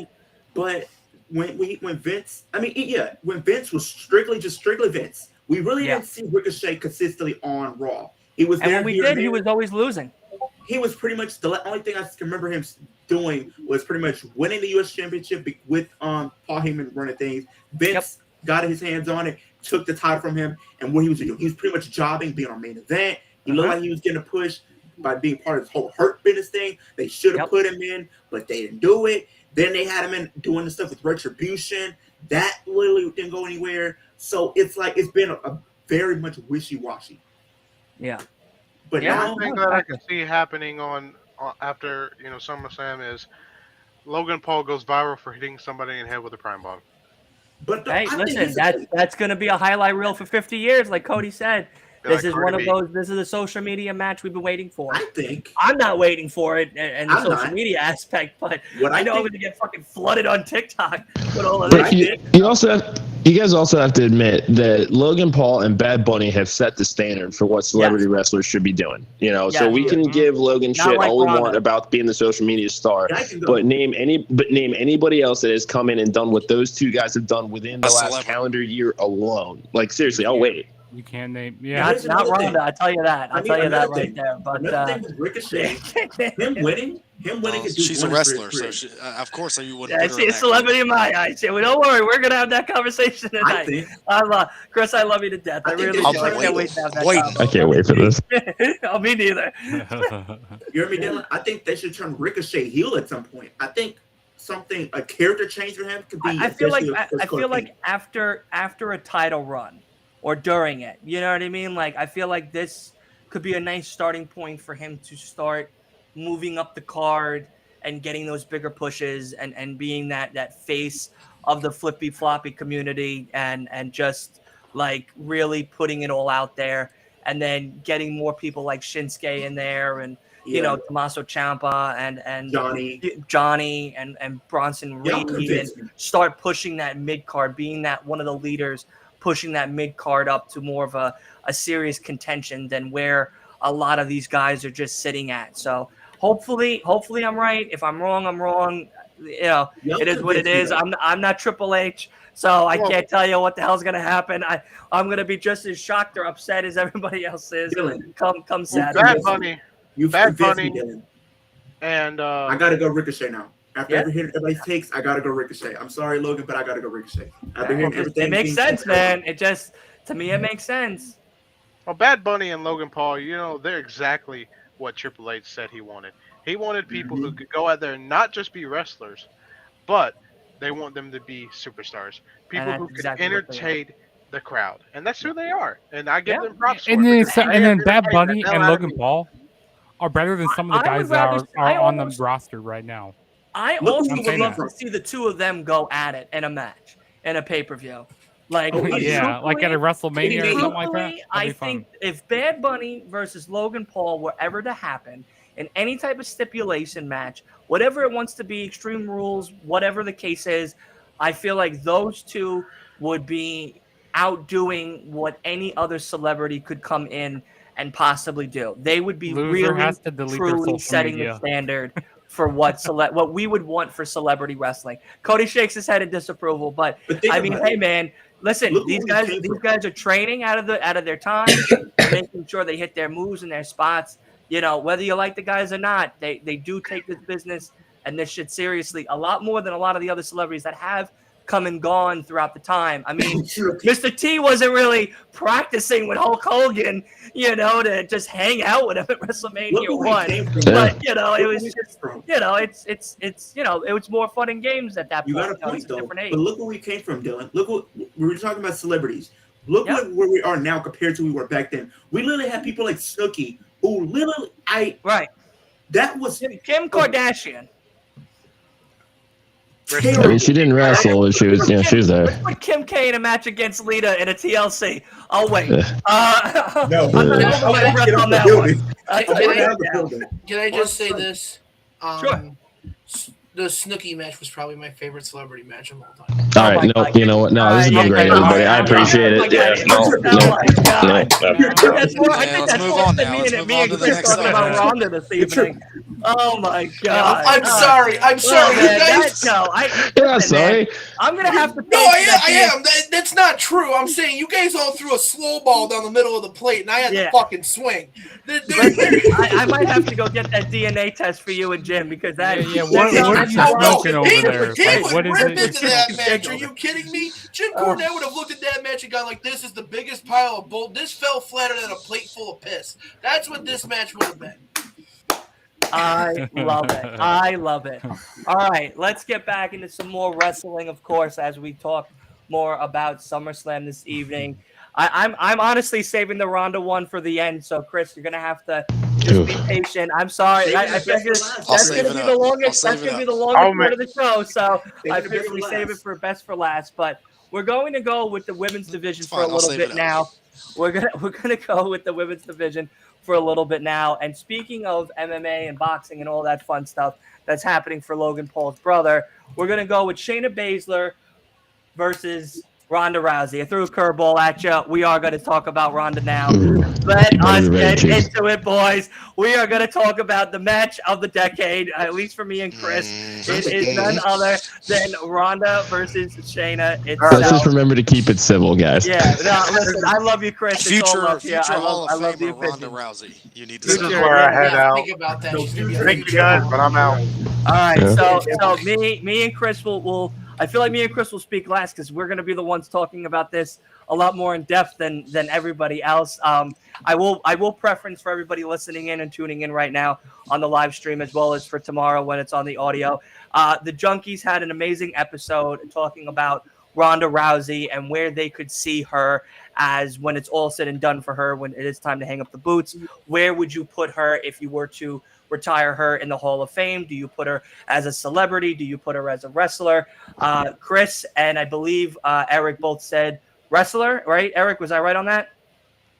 Or did you say celebrity? Yeah. I did initially, but you know, it's a lot like. Don't worry, I'll be speaking up shortly. Don't worry. Hey! Don't you do that to me? All right? Yeah. I may not see you.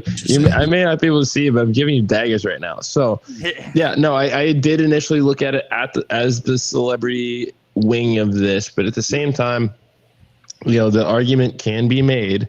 Yeah. As a competitor, because when we're looking at, and I also, this is a shameless plug, I did a video basically showing Natty some love because people very rarely do, and that match with Rhea was incredible, and now everybody was talking about her again. Yep. They have relatively identical resumes minus the Guinness World Records. Ronda, Raw Women's Champion, SmackDown Women's Champion, Women's Tag Team Champion. I mean, that's essentially the main roster Triple Crown. Was a part of the first main event of WrestleMania 35. Yeah. I mean, Stacy Keibler doesn't have a single championship, and she's in the Hall of Fame. Queen Sharmell probably had one of the worst wrestling matches of all time in Impact, and is a Hall of Famer. So I'm sorry, this is a Troops thing, so I'm gonna let him have this. But I do see. Me and Troops we're gonna talk at the end because I know me and him have a lot to say about this. But we are gonna go with, of course, Wolf, who started with Horton last time. Yes. So we are gonna go Wolf. Who do you have in this MMA brawl for all match coming this Saturday between Shayna and, of course, Ronda? I have said multiple times that I think the whole Ronda hate, bandwagon and trend is stupid. Because I just find Ronda is like the new person to hate for the sake of hating. Same as like Cena for like 6 years straight between 2004 to 2010. Cody has made more faces than anybody else. Perspective. I had to watch people going nuts, batshit crazy over Cena for 6 years straight. Not in a good way.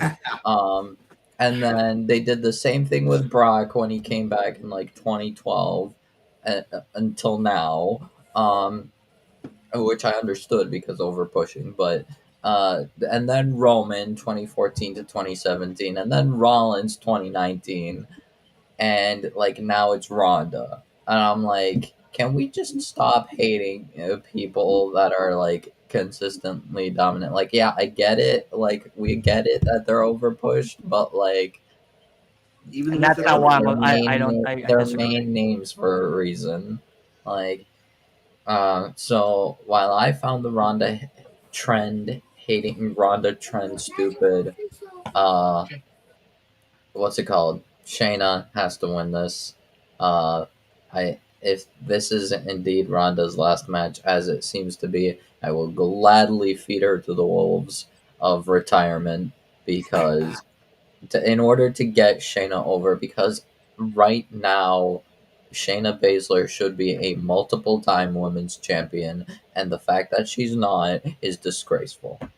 Okay. Agreed. Like, I need Shayna to win this. I need Shayna to get back to what she was in NXT. I need her to be that threat, that scary like woman, in the women's division. Like, I mean, now we have Rhea, but like Shayna originally was the one that like when she comes in, everyone is silent. Everyone's like avoiding her because she's can easily choke anyone out. Shayna, I think you meant Naruto. But like Shayna was like those like what's it called, like kind of threatening like submission specialist. She was like in and that was like for the women's division. She was like kind of like like Samoa Joe, like Hell Carrion Cross. And we also have Ronda now, but Ronda isn't really more of a submission based like wrestler. I would compare her. I would just think of her like more so like a striker that also does submissions. She's female Brock Lesnar. Let's be honest. Ronda is female Brock Lesnar, and that's not a compliment. What's it called? But Brock. So the thing is, Brock and Ronda, like, the thing is I think having like a voice like for Ronda would have been better. Paul Heyman would have done wonders with her, I think. However, SummerSlam needs to be the day where Shayna actually gets gets taken seriously, and she does that by retiring Ronda Rousey. Okay. So yeah, Shayna has to be Shayna. Eric. Yeah, I'm with Wolf on this one. I got to go Shayna. I mean, when you have a debut like you do in the Elimination Chamber in 2020, that should have set the tone for how she's treated on the roster. We should have gotten Shayna versus Becky Lynch at WrestleMania this year, or that year, excuse me. Definitely unfortunate that we didn't, but I mean, this is a real chance to rehabilitate somebody who should not be in the tag team division. I think that, you know, the stuff that you did with Nia Jax was mid at best, but she has such a legitimate background, and the story that they've been able to tell, even though it definitely feels rushed because Ronda's got the hard out date. You know, you go to war with the army you have, but the fact that it is, hey, I have been toiling away to set up rings just to get a chance to wrestle. You waltzed into the back door at the Royal Rumble and right into WrestleMania. Like, don't think that that's not going to sit well with me. You know, right, Chris? Shayna Baszler could very easily be a final boss character. I think that it is smart that they have essentially added a gimmick to this match by making it an MMA rules match, because heel versus heel from a traditional psychology standpoint doesn't always work. I have not been invested in this feud because it is hard to determine who to cheer for. Do I think that Shayna should be a badass babyface going into this? Yes, but we've been so conditioned to boo her, much like we have with Ronda Rousey, that it is hard to get everybody's attention. I think the only thing that I would have done differently if this wasn't an MMA rules match, and I'm sure the Troops is probably going to be mad at them to say this, and he's not, Fight Pit. That would have been a lot more fun. There's a gimmick match right there. We both know that they would have been in their element there. That adds that additional layer of what it is that they can do. But at this point, now who's wishful thinking? Shayna. Yeah, I know. You just want to see it live. Can get it. Yeah, and also like, so I'm not sorry about that. But like this could have been like, this is a make or break moment for Shayna Baszler, because regardless of what you guys land on when it comes to the Hall of Fame debate, this second run of Ronda Rousey was an abject failure. This is how you can at least try to fix some of that on the way out. Thanks for the memories, Ronda. It's been real fun. We'll call you when it's time to induct you. But I think that I've seen all that I need to see of Ronda Rousey in WWE. So go away.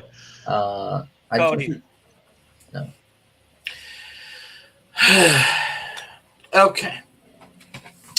One, The reason why people hate Ronda Rousey is because she opened her fat fucking cocksucker. That's what happened. 2, after this match, she needs to be a stay-at-home mom because that's all she's going to be good at because no one wants to beat that ugly face any more than it already is. 3, Shayna Baszler is the face of this match. Plain and simple. 4, the fact that the only reason that Shayna Baszler is the face in this match because she brought up her goddaughter and said that she won't forgive me for what I do to her mother. That's kind of a baby face line. Ronda Rousey doesn't know how to keep her fucking dick sucker shut, especially on fucking Twitch or fucking Twitter or fucking YouTube or Facebook or nothing. She keeps on opening up her mouth and saying shit about the WWE fans about the WWE in general, and that's why they turned on her. At least Cena and Rollins and Reigns and Lesnar and everybody that does get booed still has respect for the business and doesn't say shit on it on fucking social media. Right. Yeah, I get that. Which is why I'm open to her retiring from WWE.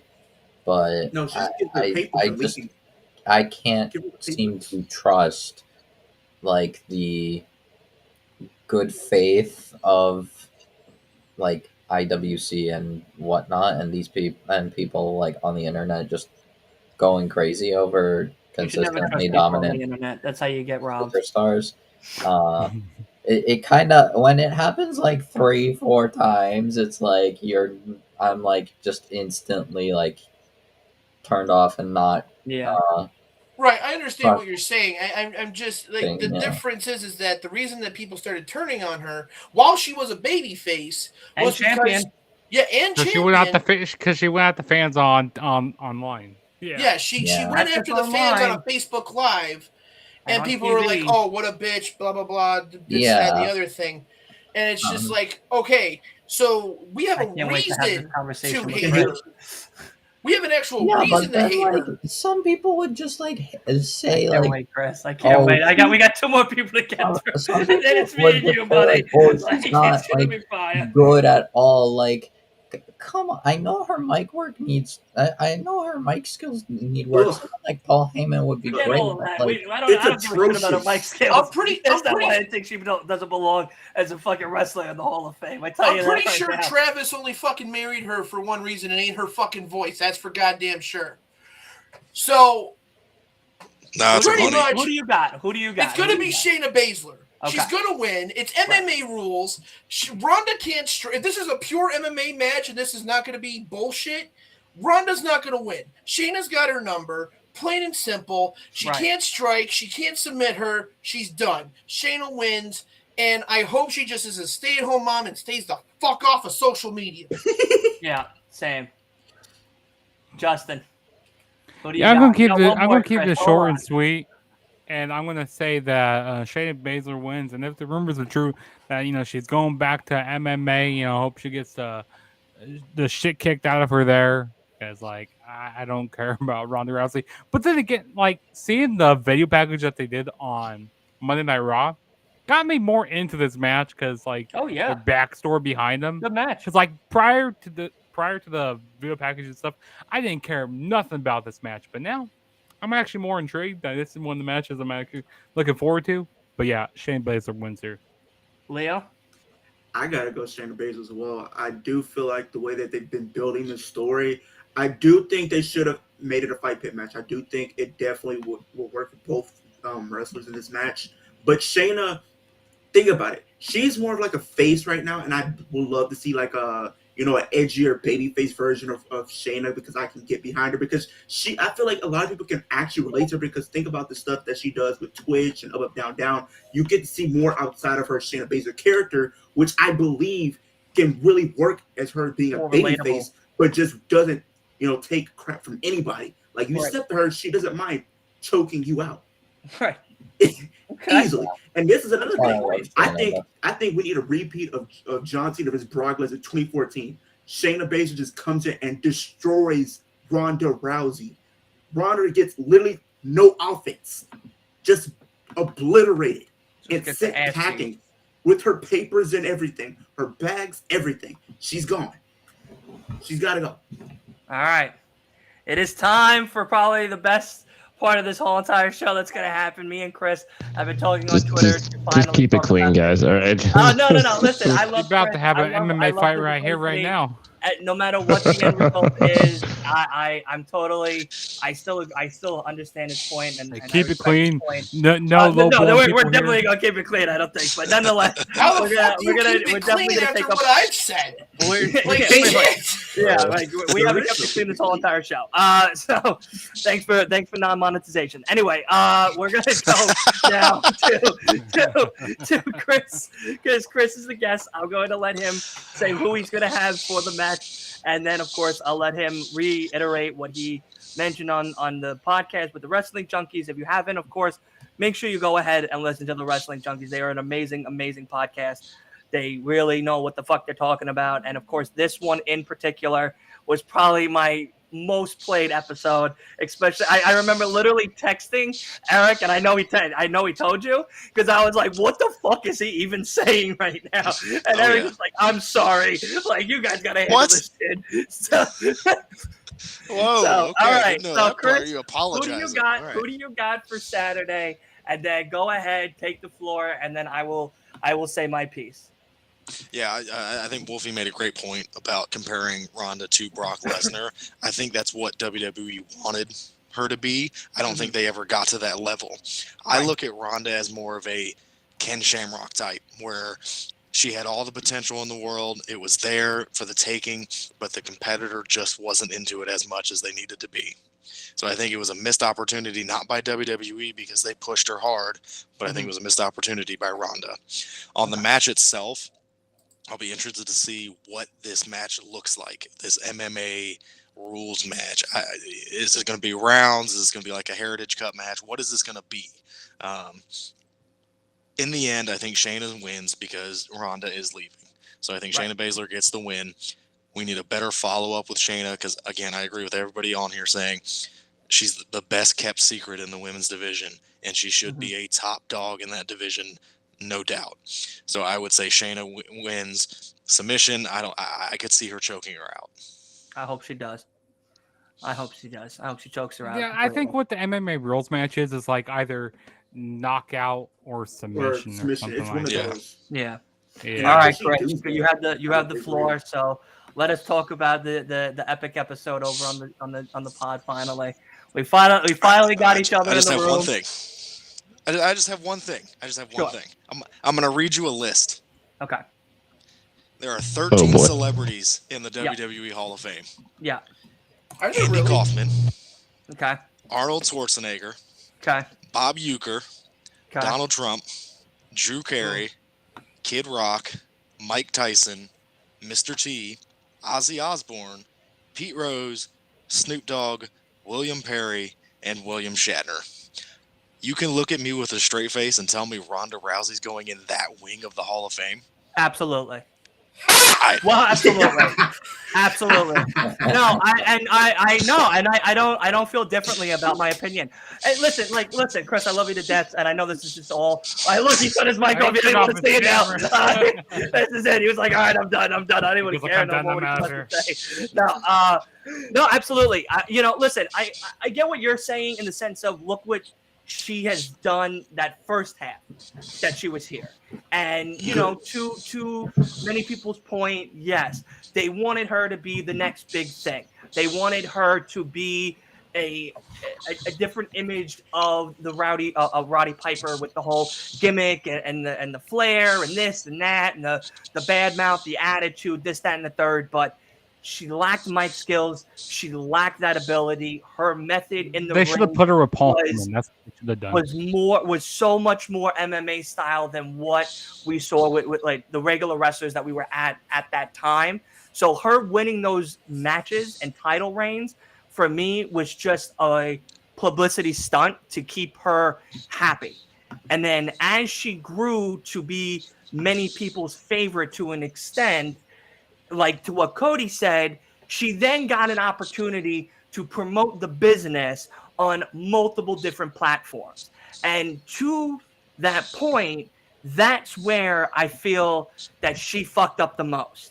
Because whether or not you like the WWE and how they are booked, like Cody Rhodes, if you watch the documentary, he wasn't happy as Stardust. But instead of going out on NBC or a late night show or on Twitter or whatnot, he just tried to get fired and then asked for his release. He did it in a more of an adult manner. Her going out displaying one of the most iconic belts of wrestling's history and going, fuck the WWE because I can't be home to cook my husband breakfast. Fuck the WWE because I don't like working 6 months out of the year. Fuck the WWE because I don't have time for my children or me anymore. Fuck the WWE because I don't have enough time to relax. Well, then why did you come here to begin with?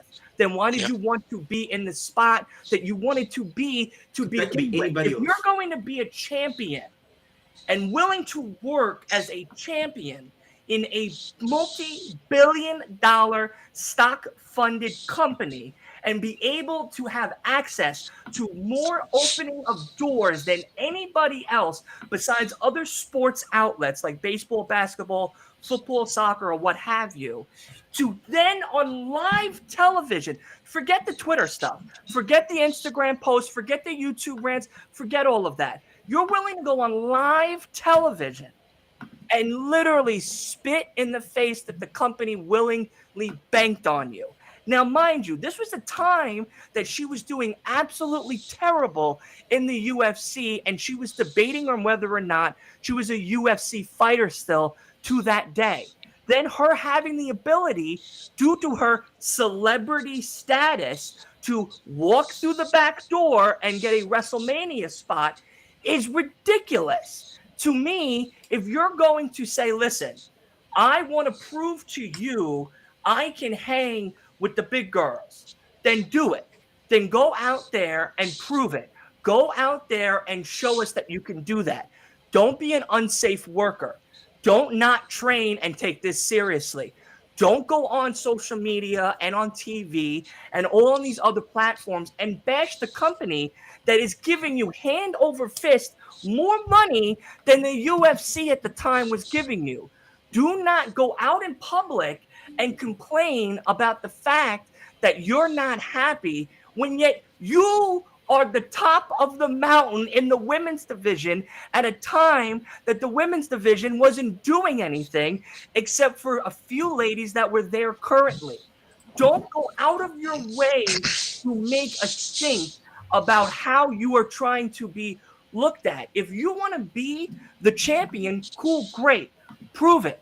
Now go out there and train. Go out there and wrestle. Figure out what you're doing not correctly in the ring to be an unsafe worker and fix it. So that way, when the second half came and she returned, we were like, oh, wow, I'm so happy Ronda's back.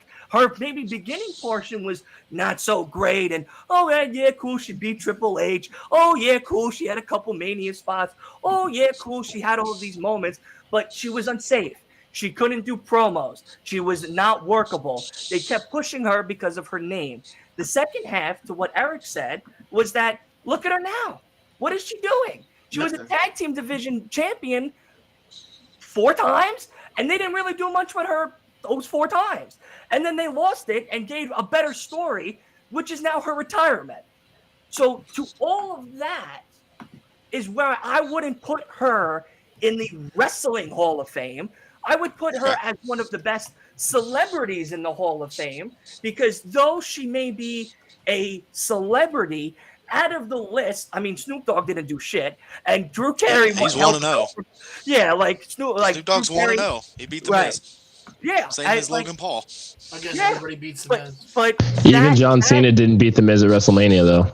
But yeah, and like and to be, I feel like it's more of a bigger achievement for her to be retired in the Celebrity Hall of Fame, because at least for that, she now is one of the few out of the women and men in that Hall of Fame that could say that she has done something that none of the others have done.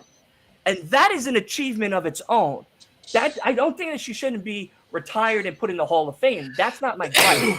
My gripe, bless you, my gripe is that I wouldn't put her as a wrestler because her wrestling performance did not prove to any of us who watched this product to be a top-tier wrestler, though we gave her the top-tier spots, though we gave her these platforms to be that top person.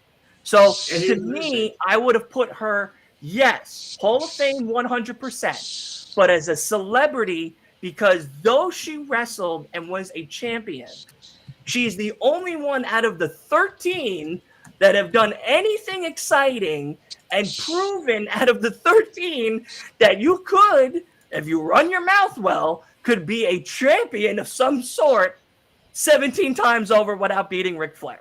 Like that, to me, that's why she should be as a Hall of Famer compared to being a celebrity Hall of Fame retired than a wrestler retired.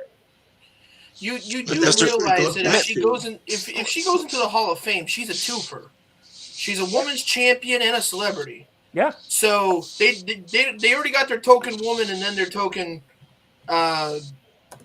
celebrity nominee. Right. So they're good. But so they won't have to do anything else that year. So what I'll say back to that, and Mr. Cincinnati, if I may have the floor. What I will say back to that, unprofessional, terrible in the ring, got the mega push, second half sucked. Yep. Bash the company. Yep. Mm-hmm. Are we talking about Ronda Rousey or the Ultimate Warrior? Both. I wouldn't consider. Where's the Ultimate Warrior? I wouldn't consider the Ultimate Warrior in his run to be any good either. Have a point there, though, Chris. Right now, rolling in his grave that you mentioned him in the same breath as Ronda fucking Rousey. Yeah, but you have a point there, Chris. For bashing the company, because think about it. Any of those women that are in the division back then and now would kill to be in her spot, to have a sniff of her success, being at WrestleMania, winning Royal Rumbles, being in these high-profile matches, and haven't even got any of those opportunities. Can't even let alone get on Raw or SmackDown or a pay-per-view. Can't even get on anything. Would die to be in I agree with everything on that. Like I agree with that. But my main focus is she is not going in as a celebrity. That's all. Right. That is my main focus of this argument. Everything that she did, I don't agree with any of that. Not at all.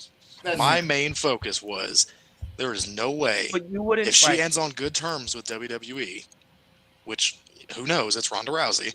If she ends on good terms with WWE, she's going in as a wrestler.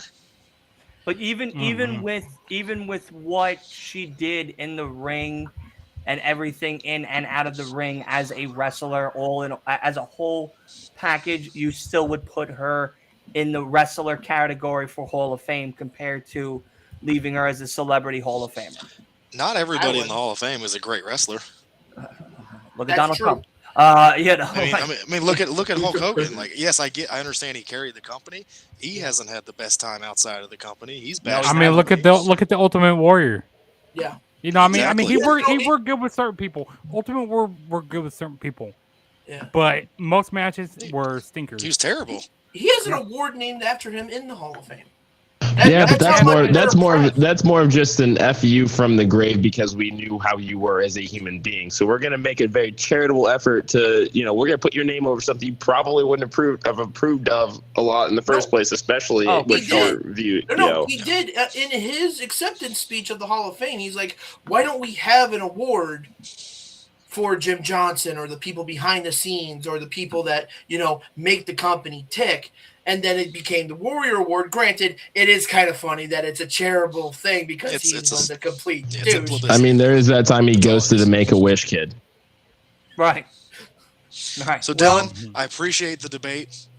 That's all love here. I appreciate the debate. Just before we move on, I just want to ask everybody, because I went and looked it up.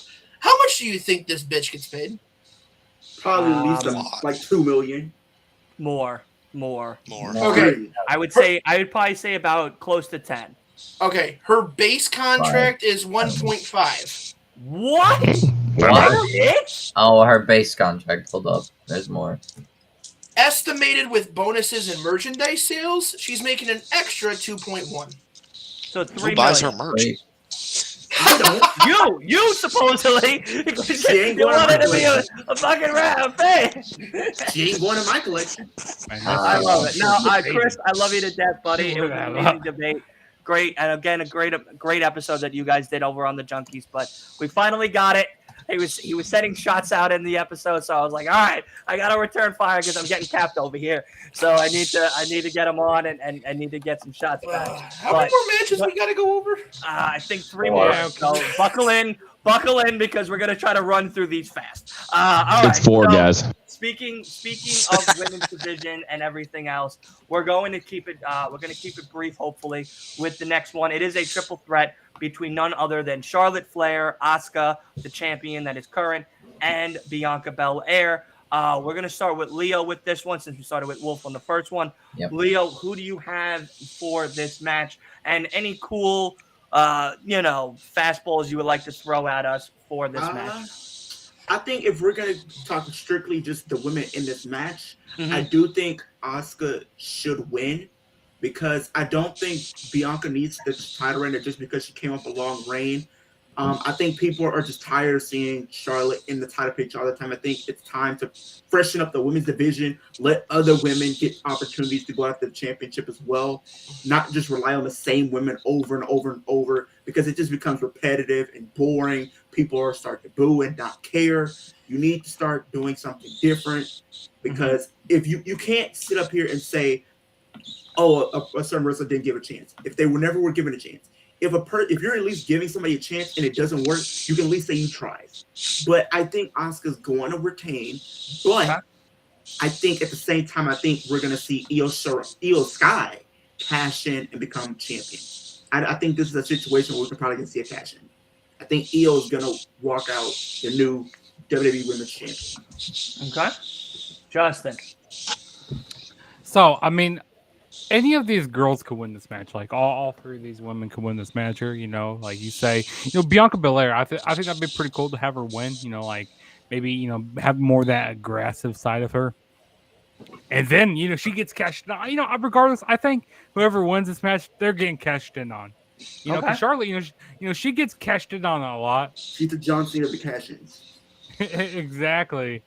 But as it go, who wins out of these 3 women here? I think it's going to be Asuka who wins, and then she gets cashed in on by Io Sky, and maybe that sets up a feud between Io Sky and Asuka. Because man, I love those promos that they have, like when they're talking in Japanese. I have no idea what the hell they're saying. That's all. Those are awesome. Yeah, I have no. I want to see that feud really bad. I have no idea what the hell they're saying, but it's fire. Who cares? I don't care what they're saying. Give me Asuka to win, and then she gets cashed in on by Io Sky successfully. I gotcha. Cody, my man, what do you got? Io Sky is coming out the winner, and it's going to be Charlotte winning her 15th title. Thank you. Look, they're just trying to make Charlotte's resume as big as her father's any way possible. Give her the win in the triple threat. Gives what's her fucking name? Bianca Belair a reason to turn heel with the Street Profits and Bobby Lashley for business Hurt Business 2.0. And Asuka can be Asuka, whatever, don't care. But yeah, Charlotte should win. Give her the 15th reign for 40 seconds, and then Io Sky comes in, cashes it in, and then we go from there. Gotcha. Chris, my man, what do you got? Yeah, I'm gonna make it short and sweet again. I think Asuka will retain in this match, and I think actually we are going to get a failed cash in from Io. I think Bayley is going to cost Io, and we're going to set up that program. And I think Io, a little bit further down the line, will have a feud with Asuka. Okay, I like that. I like that booking. My man, Mr. Cincinnati himself. Who do you got, buddy? Yeah, no, I don't think I have much more to add than that. I'm also going Asuka too on this one. Asuka needs to feel like a credible champion again. It just has not always felt that way on the main roster, but now she's gotten the championship presentation. She is now top dog on SmackDown, as she should be. this, I think, gives her a little bit more credibility working with Charlotte, working with Bianca. We know that the larger story is Charlotte versus Bianca because there's not only still that one-on-one dream matchup, but we still need to figure out something to do for women's war games. Those are two pretty interesting teams here. Bianca does not need another championship run right now because, listen to her match with that crowd in Puerto Rico with Io. Yeah, they were not ready to they were ready to boo her, and that if we are going to put a pause on the Street Profits split, because I personally wanted a heel Montez for Bianca doing their own thing and building that up because they're more than capable of doing it, but I think right now, let's get that dream match with Charlotte going right now. There's a lot more that they can do with that. And these are two women that, as much as they like to pad Charlotte's resume, they don't need to be in the world title picture right now. There's more than a few women on the roster that deserve screen time. And Choops, if you could go pull that picture up on your phone that you sent me earlier today, let's talk about how much time in the ring that the women actually got this week, if you would be, so inclined to indulge me. Yeah, definitely. Pull that up for me. Yeah, we can do it. Give me 1 second and I will pull it up. All right, so this is from @WrestlingMark16. So if you guys want to check him out, he did the amount of women's wrestling on shows this week. NXT had 18 minutes of women's wrestling. Impact had 16. Is that including Great American Bash? No, this is just weekly. This is just TV show. Weekly TV. Okay. This is a straight TV show. SmackDown 10 minutes, Raw 10 minutes, Dynamite 10 minutes, Collision 7 minutes. So we got 14 hours of TV over the last week. 82 minutes of them were women's wrestling out of the 14 hours. And that was on NXT. So an hour and a half. Everything. That's what I just said. Yeah, that's across all of it. So it's like make Asuka that workhorse women's champion. We've seen it work with Seth Rollins. They can do it with Asuka. Yeah, take this triple threat. This gives her that final boss vibe off of beating two dominant women. Yeah, and honestly, it's a big achievement for Asuka too. It's a big achievement for Asuka too. She's beating a legendary Hall of Famer, Charlotte, and then on top of that, Bianca, who's going to be in the Hall of Fame when she gets closer to that retirement. Yep. This is that perfect push that we saw her get in NXT to be that long reigning NXT Women's Champion. It's time to put the pedal to the metal for Asuka going as champion for maybe till WrestleMania 40 and even after. Honestly, I don't see why not. I mean, she probably would be the one to definitely spruce up the division itself, especially with this fake brand split. A lot of the Raw women could start coming over to SmackDown to start having better matches, bigger moments and stuff, or even just promos with Asuka in general to get a bigger, spotlight on the women that put are Piper Niven back on my TV. Yes. Put Piper Niven on the Piper TV. Niven. Yeah. Where is she? Nowhere to be found. And the thing is, we will get Asuka versus Io. We don't need the briefcase in order to make that happen. Yeah. At this point, that briefcase, at least in my estimation, serves to blow up Damage Control just because great idea on paper, abject failure. Didn't work. Right. Okay. Wolf, who do you got? My take is heavily inspired by what both the junkies have said. I think Asuka retains, and Io is the first woman to fail her cash-in WWE. Possibly because of Bayley. I definitely think Asuka should retain here. Charlotte still has time, plenty of time, and I think, and right now she's still impressive. Just for 14 reigns, is still good. Maybe they don't necessarily have to rush to get the 16 or even 17 reigns. But the thing is, Asuka needs to be rebuilt and be shown as a main event talent again. If anything, I would do a second undefeated streak. This time on main roster. Mm-hmm. Like they did with NXT. At least for a while, maybe a year or so. So yeah. I would say Asuka should retain, and I think Io will, fail her cash in, which leads to Bailey and Io possibly breaking up, or maybe Io just fails and gets pinned by Asuka. Asuka stealing it on Io. So yeah, that's basically it. The thing is, another thing I would say, I don't remember what Mr. Cincinnati said. I love that was- fucking nickname. I there ain't gonna lie to you, was, man. there It's was great. something that It's slowly getting itself over. there Yeah, was it's something great. that I disagreed with, but I don't remember. Uh, what's it called? Yeah, I think Asuka and Io definitely writes itself. They don't. Hell, you could make that a Mania match even. Uh, Mm. So the thing is, yeah, like it doesn't need the briefcase. I don't think Io needs to succeed in her cash in, especially as she can easily just get that match back. So yeah, basically, Asuka, Asuka. It has to be Asuka because It'll be a I plot think it was device then. about the Street Profits, which I disagreed with. The thing is with the Street Profits and like a heel Montez and everything, I think at this point the Street Profits are like the New Day, um, at this rate, and perhaps potentially. Well, I mean, it's obvious that like it's kind of not necessarily the case. I was gonna say the Usos too, but it's not necessarily the case since they did say they wanted to face each other at Mania, but that doesn't technically need one of them turning. Uh, the thing is, with the Street Profits, I kind of see them as a tag team, much like the New Day. They're probably not going to split. If anything, we'll probably get same thing with the Usos, where maybe whenever Angelo gets injured, Montez can do the solo run.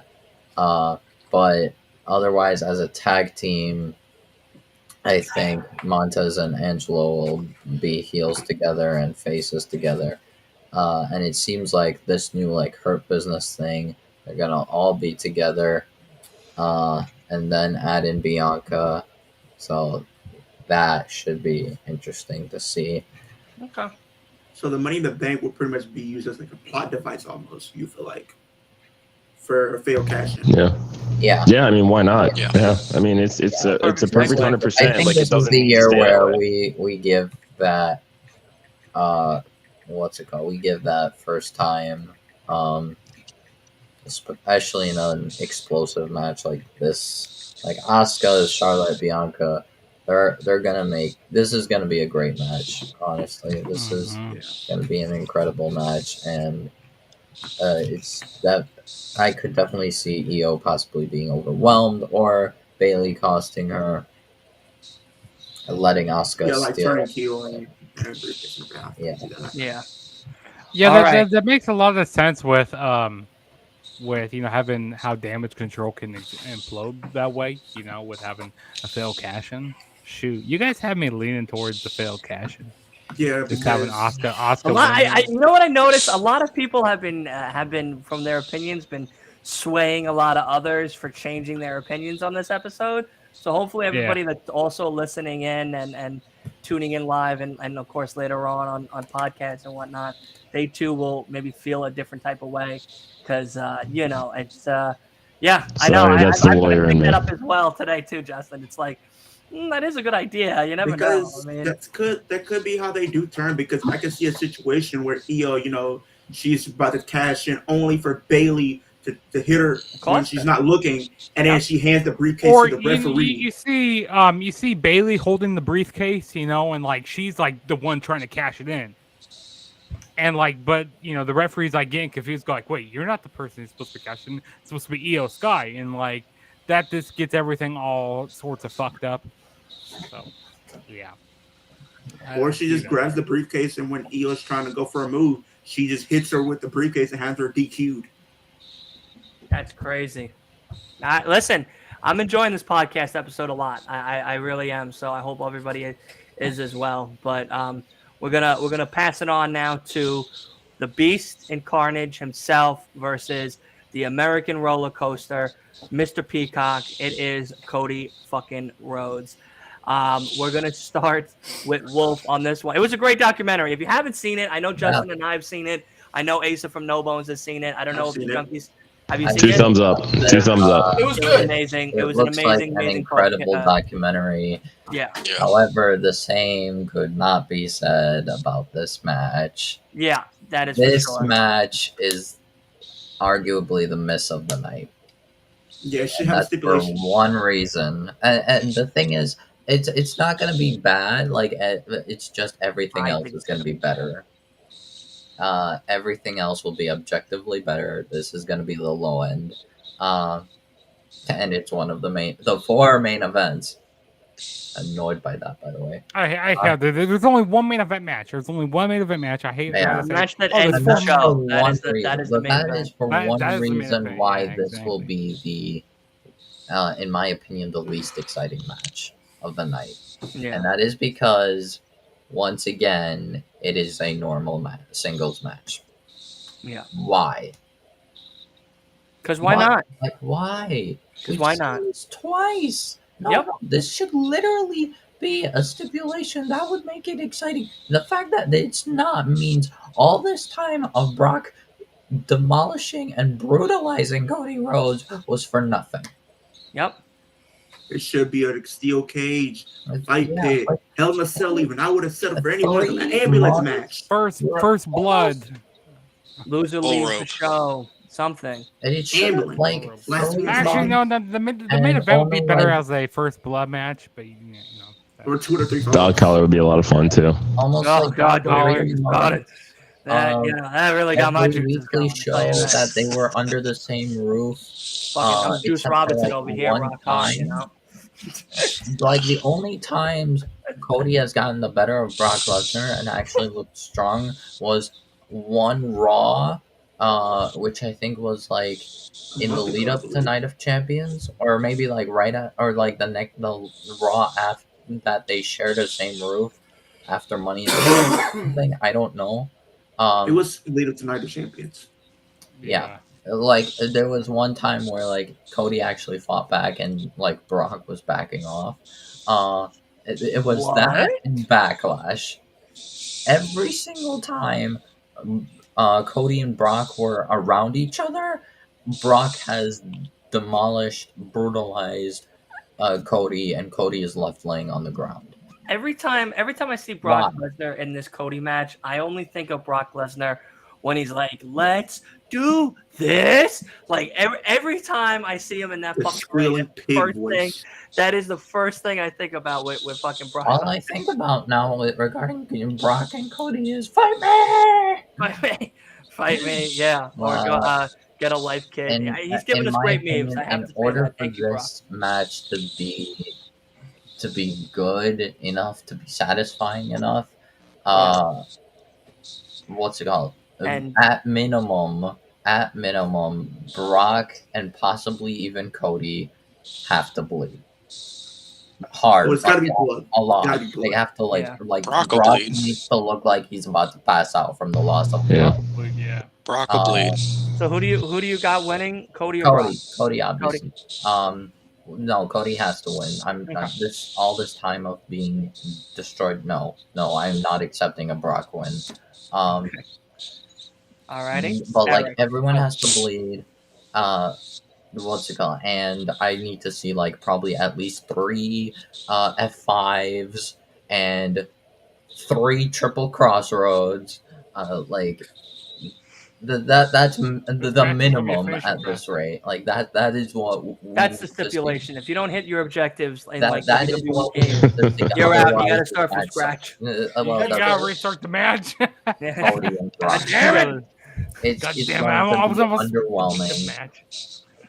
I do have another thing for after the match. Well, we'll get to that at the end. I kind of want to All speed right. through this process here because it's getting a little late for Let's get everybody. late. But yes, so Eric, who do you got between the Beast and Carnage and the American Roller Coaster?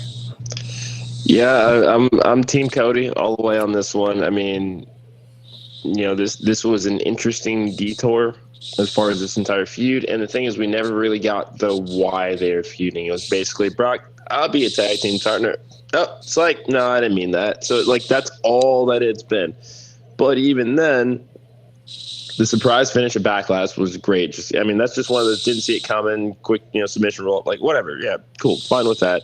Cody showing his grit in Saudi and passing out, cool, fine, awesome. That is what it is. But this match, I do agree with Wolf. Like, if we're not going to get a stipulation for this, like, I quit, Hell in a Cell, anything along those bull rope, what have you, then they got to be able to get some color. I mean, I feel like, because again, we started this talking about the documentary.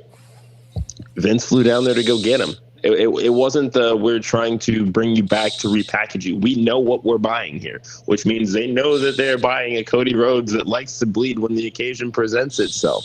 Right. If there was ever a time to bend that rule, this is it. So I'm hoping that they do.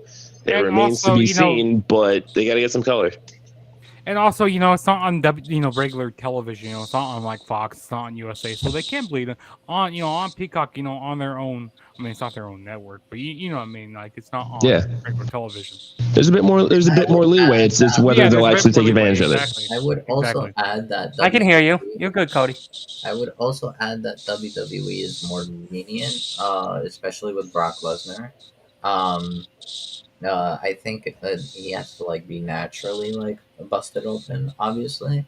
But if he's busted open, they're gonna show it. They won't care because he's busted open. Same as what happened with Backlash. Actually, I don't want them to do something like what they did at WrestleMania, where someone gets busted open and they have to pan off of it for the weirdest few minutes, like what they did in that. What was it? The Edge and Finn Balor match. Yeah. Well, that was because I think it was just because Balor was going all it was bleeding all over. Also, they were stapling. They wanted to hide the doctor or whatever. What's it called? The thing is, I think they won't do that. I think it'll be more like Backlash, where when Brock was bleeding, they openly showed that. So yeah, that's why I think it has to be they're bleeding, both of them. I got you. My man Chris, who do you got? Team Cody, Team Brock? Yeah, I think I'm going to go Cody on this one. I think this is part of his finish the story. I think this is one of the chapters in his book. Eric took the words right out of my mouth. Why are they fighting? We still never got that reason. And the fact that this is not a stipulation match. Because Cody shook his hand. That's the reason. That's not a fucking story. That's a lame ass fucking counterpart. And then the fact that they don't have a stipulation is just it's disappointing. It kind of seems like lazy booking. But I'll go Cody Rhodes on this one. Okay. Cody, you going team yourself or team Brock Lesnar? Come on, man. I'm pitching. That was an easy one. That was an easy one. Cody's got to have a definitive win. Not necessarily a clean win, but a definitive win at this point. He squeaked out a win at Backlash. Lesnar made him pass out. Now it's got to be, look, I'm going to beat you. And that's it. The only thing that I have an issue with is that you guys keep on saying that there needs to be color. And if that's the case, does this match go on last? No. I mean, they always flip the mat over after each match, it'd be flipping the mat and stuff. Yeah. But yeah, no, this doesn't need to go on last. No.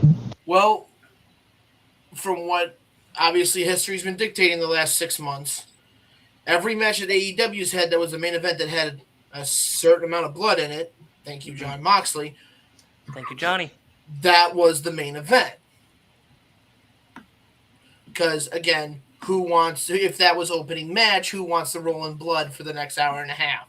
I don't. I'll tell you that. I mean, yeah. I don't think they're going to be able to flip out the mat that quickly. I mean, granted, it is WWE. I mean, WWE. I mean, you be at a Monday Night Raw or SmackDown and stuff. Like after, like when they go to when they go to commercial break, or like after the match and stuff. Like their team is like really quick. Like they are really quick at it. They don't mess around. They're drinking a lot of those primes, so they got a lot of that energy. You know what I mean? They got a lot of I was energy. I went to a Raw. In and out. I went to a Raw in the 205 Live era, and they taped all the ropes purple during the commercial break. They can flip the damn mat. Exactly. When I went to Raw, they did that with main event. SmackDown. I'm just asking because obviously, if it's not the main event, obviously we all know what the fucking main event's going to be, and with Roman's history with cancer and everything, and a broken immune system. Right. Even if they change the mat, it's still on the mats around the ring, or it could be around the announce tables, and it screws up their spots and shit like that. No, that's a good point. That's a good point. That's just what I'm thinking. Right. No, but that you know what though? Not many people would be thinking like that, because especially with Joe Roman Reigns, and his leukemia battle and stuff like that, you don't want to take that type of risk and having another sad promo of him, putting down the belts because of another momentary lapse in health. So, no, I never thought of it that way either. So no, I mean, bleeding, no bleeding. I feel like the WWE at this stage of the game has kind of left that era of blood on the floor more or less than what we've seen now. I feel more or less now it's become a very safer, friendly family, friendly family show. Like you could take your kids to it, and it's a lot more of that type of atmosphere compared to where it was in the early 2000s, 2010s, or 1990s, where Mankind's cutting himself at the side and coming back in. Ric Flair's soaked in blood, still asking Shawn Michaels to kick his chin off. Like we're kind of past that at this point, but. Again, you never know. I mean, Cody could be the make up for that. I think to make this match any exciting is, I can't believe I'm saying this, but I think Brock has to bring back the tractor. Tractor. I mean, Cowboy Brock bringing the tractor out. He's looking great in that Trish Lita getup. So I mean, it's possible. I'd watch that live. Or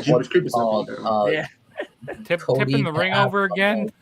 Motor vehicle, whatever, because it's Motor City, and fucking run over Brock. Maybe, I don't know. Look, at this point, it's probably gonna be, and I hate to say this because I want this to be the end. It could carry on. This could be an angle match. This could be something to set up a stipulation match. This could be something to they start off hot and heavy with a no DQ, like throwing chairs and shit, like not even starting the match in the ring, and having it be a stipulation match without it being a stipulation match, like having them not start the match right away, and then Adam Pearce comes out and says, "Okay, now it's Falls Count Anywhere. Do what you fucking want." Right. I could see that. I could actually see that. Or it could be an angle match. As much as I hate to say that, I don't want to see that. I don't want to see this feud continue on. But it could be an angle to set up a stipulation. It just, I agree with you guys. If it's not a stipulation and we don't have anything, a little bit of color wouldn't be a bad thing. Brock, for whatever reason, can gush himself on the ring post like a pro. I don't know how the hell he does it. He's an animal. But it's whatever. He's an animal. But yeah, it's definitely got to be Cody, and it's got to be not necessarily a clean, but a definitive win. Yeah. Okay. Justin, Team Cody, Team Brock. Yeah. See, I'm going to keep this short and simple here. Cody has to win this match. Like, I don't want to see any 50-50 booking here. I need to see a definitive winner, like Cody said. Like, I love what everybody's take's been saying on this, and like you said, without any stipulation, yeah, there needs to be some color here, and like you said, Cody, about this maybe being the main event, with like Roman Reigns, with his history, I can definitely say that, but if they don't put that as the main event, then or if they have color before like the main event and stuff, then yeah, then maybe they won't have color. I don't know, or maybe they make this a stipulation at the last minute. But either way, Cody's winning here. Okay. Leo, Jeepers Creepers Brock, American Roller Coaster Cody Rhodes. Who do you got? I think Cody has to win this. I just don't want to see this feud go on any longer. It's crazy to think we've been dealing with this feud since the night after WrestleMania. Yeah. We've literally been seeing them feud since the night after WrestleMania. And this is my biggest gripe. Why, if you're a babyface, you have to be very stupid? Think with your head for once. You're facing a guy who literally wants to kill you at every twist and turn. Yep. He is literally unhinged with no remorse for his actions. He literally tried to kill you in front of your own mom. You're literally coming out there trying to beg for a fight. If I'm a wrestler, and I'm trained to be a wrestler, by the way, if I'm a wrestler and you literally beat me up in front of my mom, it's no longer friendly anymore. I am going to come at you with everything I've got. I'm going to attack you at your farm. Every time you show up to the venue, I'm waiting on the other side of that door. It's going to be carnage. I'm not begging for no regular match. I am trying to end you. You disrespected me in my hometown for my family, my mom. That is something you do not do. You don't do that. Hell in a Cell, it can be like no holds barred. It could be unsanctioned, no holds barred. Like I want to see a Hell in a Cell. Yeah. Let me see that live. But the thing is, for babyface, you need to really think with yourself more. Because think about how he was when he had his arm in that sling. He still was kind of trying to bring out Brock Lesnar. You have literally He wasn't saying he's in that titanium cast. Exactly. You have one arm compared to 100% Brock Lesnar. You are not in any sort of shape to be going up against Brock Lesnar. He had one arm. Supposedly. But still, he's in odds at that. So I just feel like they need to end this feud. They need to do something. I'm just tired of it. I wanted them to do a stipulation. I feel like it was called for to do it here, and they still didn't want to do it. I feel you.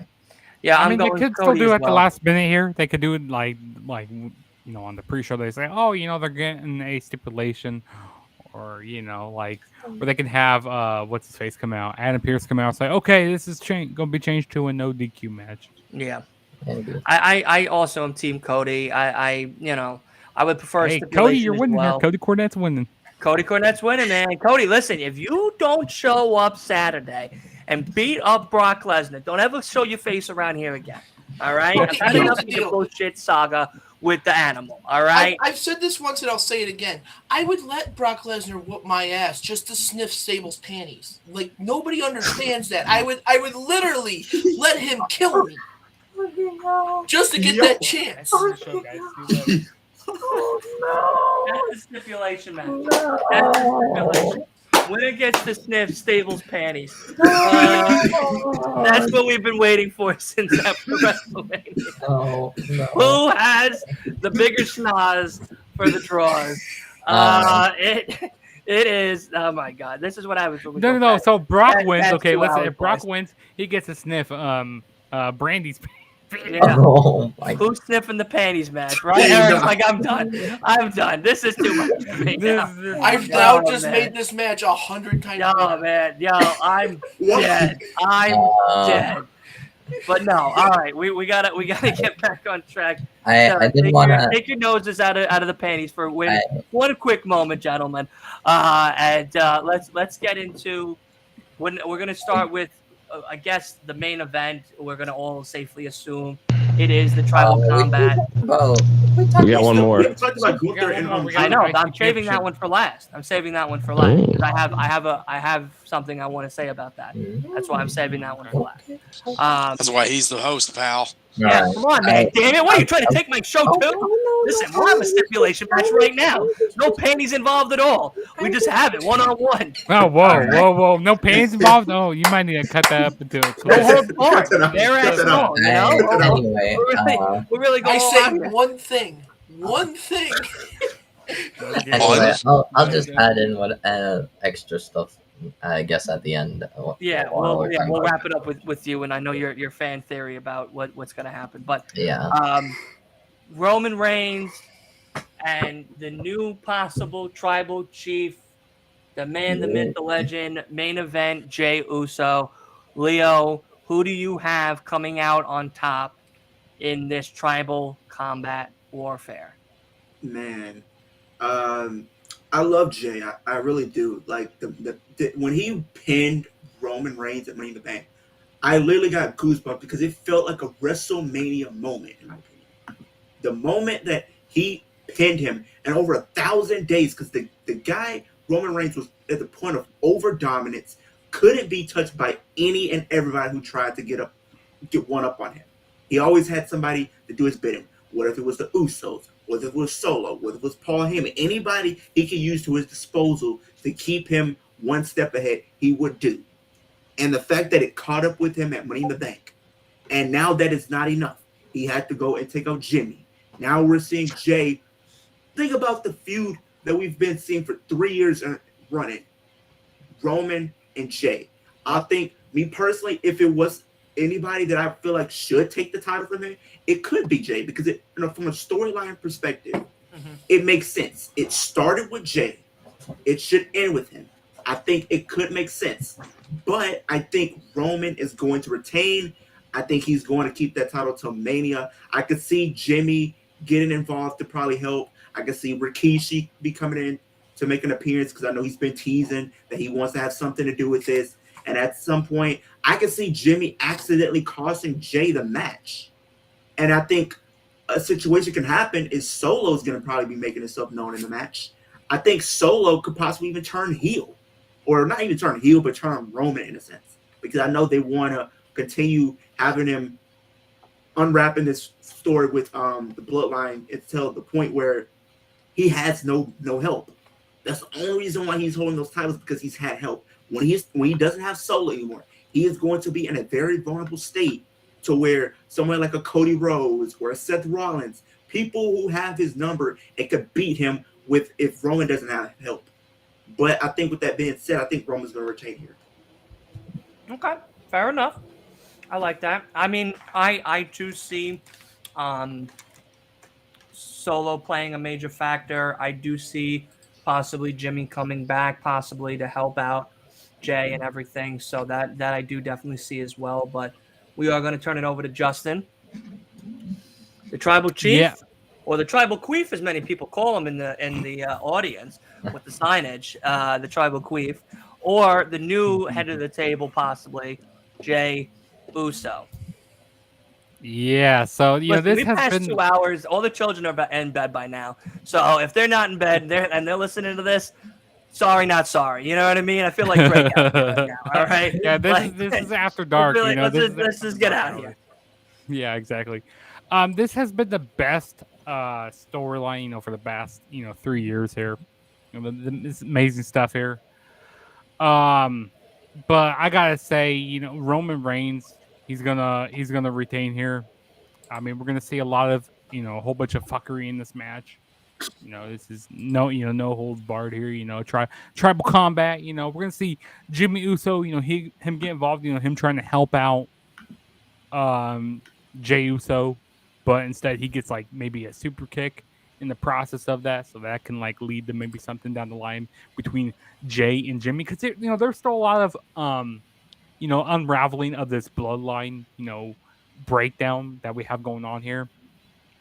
And then we have Solo getting involved. Maybe first we have Solo give him the spike, and then he kicks out of the spike, and then we have Roman and Solo do the combo spike, and the spear. We have that, and then that's what finally ends it.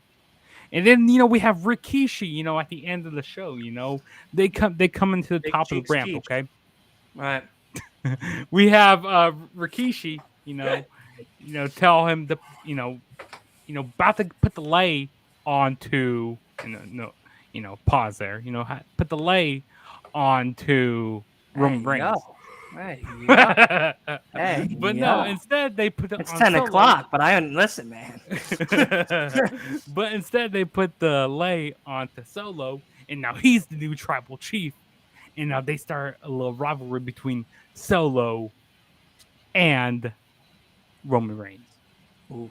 I mean that's some cinema right there. Yeah, that's now you're really diving deep in the Marvel universe of the WWE right there. I mean, and you're then taking out Vision and Spider-Man's just left hanging in a different universe at this stage of the game. So no, I like it. I'm fucking with it. I do. And then down the line, maybe Paul Heyman, plant some seeds of a little doubt into Jimmy and Jay's alliance, and they end up feuding a little bit. Maybe at like Payback. Because that's the next pay-per-view. We've got Payback. September. So what do you need? Yep.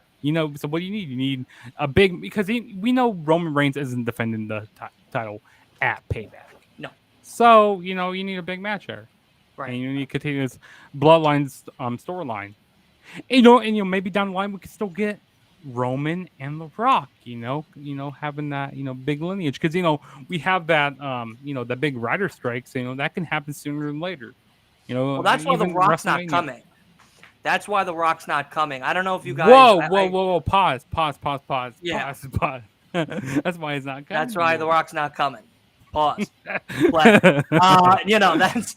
why he's not showing up at SummerSlam, is because of the writer's strike. I was listening to the good guys over at A2 K something K2 I think it is podcast. They had an amazing interview with Chris Vanderbilt recently, and Chris was saying that The Rock is not showing up for SummerSlam due to the fact that he's standing with the writers with this whole writer block and writer strike, I should say, and everything going on with the SAGFA or MAGFA. Well, I don't know what the initials are, but that what everybody, all the other actors and celebrities and stuff like that.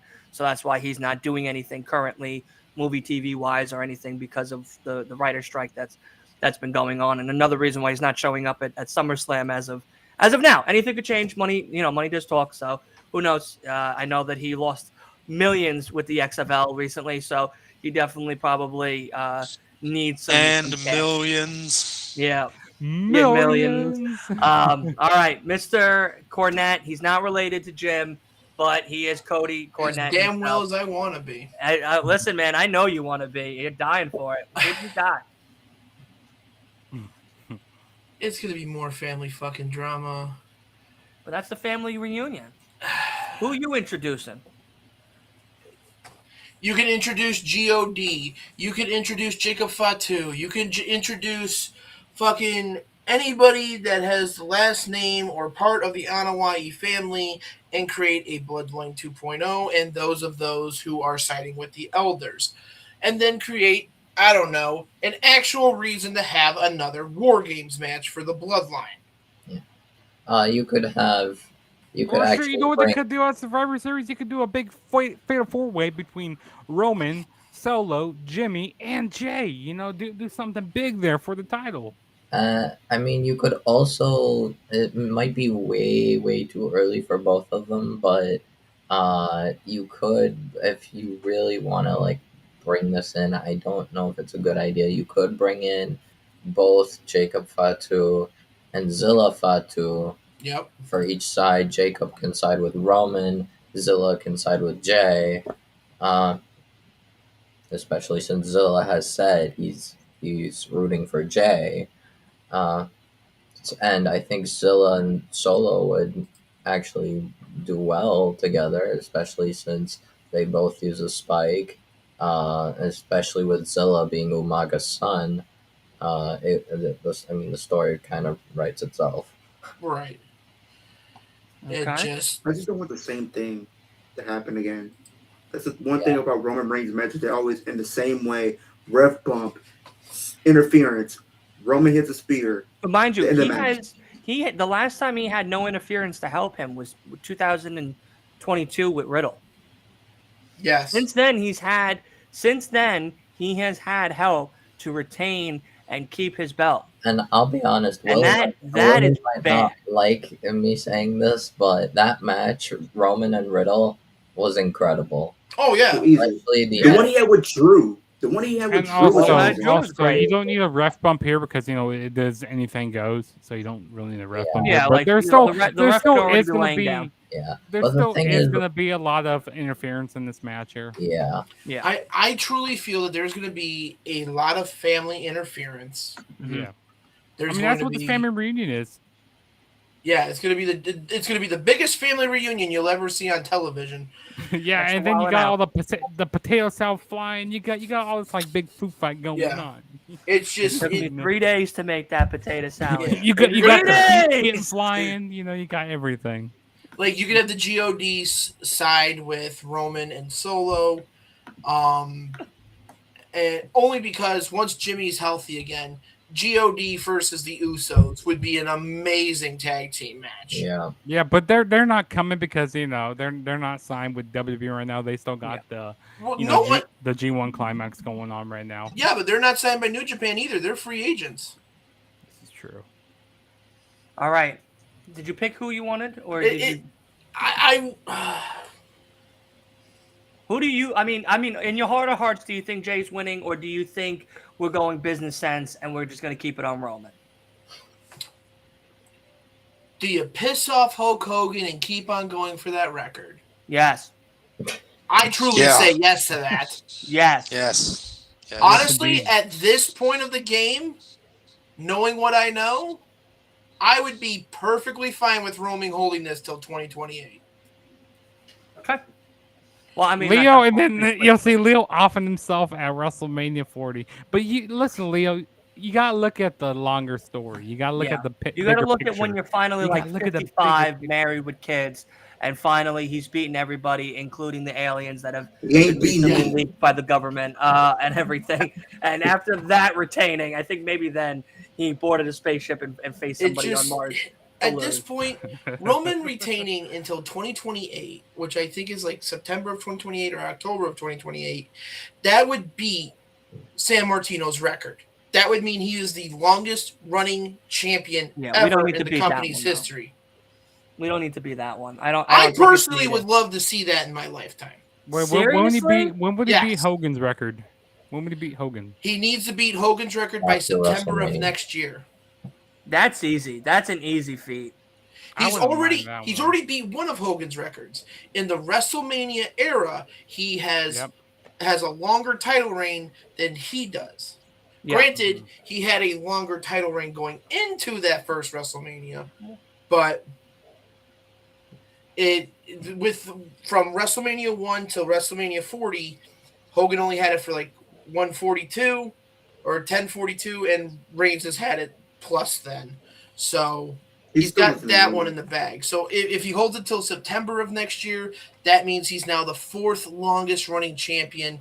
And in order to beat the next one, which I think is Pedro Morales, No. he's already 4. So that Yeah. means he needs to beat Hogan to be 3. Hogan to be 3, and then Bob Backlund would be 2026, and then Or Bruno no, would be he's- 2028. No. I think he's 5 right now. 4 was Hogan. 3 was I think like the first San Martino reign. And Yeah, then but Bob Backlund, and then They're only counting The main one of the the first main one. one for Bruno. Yeah. So he's technically 3rd or 4th. So he has to beat Hogan's to be 3rd. Hogan, and then Backlund, and then San Martino. Yeah, so Right. All right. As much as Jay should win it, It's just Roman. for storyline purposes, Daddy Roman keep going. Daddy Roman. Acknowledge your daddy. Correct. I need that. I ain't acknowledging him. I tell you that right now. I still need to get the I'm sorry, T-shirt Chris, that I says can't acknowledge your acknowledge daddy. you, even though you're a daddy. I can't acknowledge you either. I'm sorry, buddy. But nonetheless, Chris, who do you got between Mr. Head of the Table, or do you think it is time for Jay to step into that limelight? Jay, I actually have that Acknowledge Your Daddy t-shirt. Great. Yeah, I got that. If I don't got get a that. picture Yes, with you wearing that shirt, on Saturday by Eric. I'm going to count your opinion of Ronda completely invalid. Completely invalid no matter what you say. It was a couple's gift. It was a couple's gift. Okay. I love it. I as much as I would love to see Jey Uso win this, I think it would be really cool if he did win this title and he's the one to end the storyline. Roman's gonna win. They're gonna continue to do this push, especially with the Cody Rhodes documentary coming out. It's pretty strategic that it came out this week, just to kind of put that into your mind. Yeah. Roman wins, and we're gonna move on from there, and we're gonna see what happens after that. Okay. Mr. Cincinnati. Yeah, going Roman too. Jay's gonna look like $1 million in this match. I mean, I don't think there's really any surprise there, but this saga continues. I mean, that's exactly what it is. It is a saga. I don't think that any of us would have thought 3 years ago that this is where this story would end up, with a record-setting world title reign, unprecedented growth and success, as far as these particular characters. Jey Uso, some days I feel like he's main event ready. Others, it's just like, okay, you look great because of this feud. But realistically, if Jey wins this match, all right, what does he do next as a world champion, especially coming off of his cousin having a 1,000-plus day reign here? I think it's going to be a great match, but Roman's got this one in the bag. Okay. The heel himself. Yeah, I guess I can be seen as a heel right now. I know the logical choice, but I'm not going the logical choice. I'm going the total fanboy choice. August 5th, Saturday, it's locked down.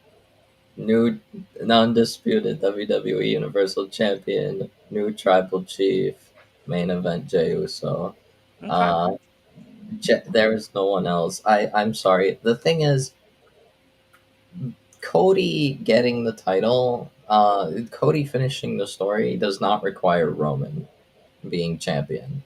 It can literally be anyone. He can be Brock Lesnar. He can be Gunther. He can be Jey Uso. He can be, hell, if he comes back, Randy Orton.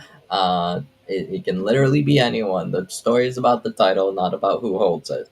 And here's another fact that I thought about. Jey Uso is literally undefeated when it comes to SummerSlam. He is 4-0 right now. That's going to end at SummerSlam. That's going to end at SummerSlam. You know who's 5-0 at SummerSlam? Woo! Charlotte Flair. Yep. He's 4-0. He's undefeated too. Yeah. Charlotte Flair is 5. She's 5-0 at SummerSlam. At SummerSlam specifically. What the fuck? The thing is, regarding this match is going to be incredible. It's very likely that Roman will retain. However, I think a good cutoff point, and doing it to Jey would be so fulfilling for all of us. I think Jey absolutely deserves it, especially since the last year or so. Honestly, no, 3 years. Ever since he came as main event Jey Uso, he's been busting his ass every single day, basically, every single show. And him with Jimmy with the tag titles, they've been the workhorses, always defending those titles. Because while yes, the undisputed tag title reign did go on very long, the thing is, it was much better with tag titles so much. They elevated them. Yeah, it was so much. They did so much better than what Roman did, because they were there every single day. They were defending it regularly, almost every pay-per-view. And that's why I always appreciate those. And ever since 2020, I've grown to love Jey. Jey has been before, Jimmy was my favorite Uso, and now it's Jey, because Jey has been working so hard. And the thing is, it absolutely definitely should happen. And I love Roman. I always will love Roman. I've loved Roman ever since 2012 Shield debut. Uh, he was my favorite member of the Shield for a reason. But the thing is, I think it's time for Roman to stop, because also he's not featured. Roman is not featured on Payback. He's not featured on Fastlane, and he's not featured on Survivor Series. But he is featured on Crown Jewel, which, I mean, yeah, it's the pay-per-view that he's going to make the most money for. He's rumored to main event Crown Jewel. Right. And we don't know. I don't think they're having Clash at the Castle. No, I think it's replaced now with Crown Jewel instead. So the thing is, like Payback, Fastlane, Survivor Series, they're not featuring Roman, but Jay is featured on all 3 pay-per-views. Jimmy is also featured on not have that title, for the shows. Yeah, but what are they going to do with him then? The thing is, the point? Even if fight with Solo, I could. I mean, like I said, he can fight with Jimmy. He can do that. Like you can have Paul Heyman. Kind of planting the seeds for them. To. I don't. The thing is, even if Jay, the downer, I guess, of my take is that, while I definitely think Jay deserves to win and beat Roman, his reign would not be like that long. I definitely think he would be sort of a transitional champion, to perhaps Solo, perhaps a returning Randy Orton, if things go well for him and he ends up coming back and comes to SmackDown, gets payback on Jay, because in kayfabe, Jay, and by extension Jimmy, were the ones that put Randy on the shelf in kayfabe. You got a point there, but so it would definitely make sense for Randy to come back and take the title off Jay, and then go on like a frenzy on SmackDown, and then at Mania, either Cody wins the Rumble, even though I don't want him to be the winner of this coming Rumble. Instead, he could win a Chamber like they did with Asuka to determine Randy's opponent if Randy would come back, take the champion, go to WrestleMania, and then Cody versus Randy for that title. And I guess that would be where Cody finishes the story by beating Randy. I definitely think, what's it called? That, because like I think by right now, Roman kind of deserves a break for doing all this that he's done and giving us this story and this long reign that kind of we didn't ask for, but still he's been around and been relevant. Right. So I think deep, and obviously like outside of the cameras and everything, like outside of kayfabe, I'm sure Roman would. I know like Roman wants Jay to have his moment, because like he said it himself in an interview that basically this era, the Bloodline era, was not for him, or it was not for like the championship. It was not for any of it. It was for building up Jay to be a star. Right. And I say he succeeded. In my opinion, it succeeded. Yeah. And not only that, or currently succeeding. It's like technically still ongoing, but it's succeeding. Jay, in my opinion, is absolutely a star. He's basically been the main character of this era. Like this has all been about Jay, and I think now, of course, they could do the other way where they have Solo get in, cost Jay, have Roman retain, and then maybe Solo gets like wanting the title, like, and tribal chief title for himself, and then turns on Roman, spikes Roman, and holds up the bell and the wraith thing, and what's it called? Stands over both of them. Right. But yeah, I think Jay should absolutely take this, even if it's a brief reign, transitional champion, like 1 month, 2 month at most.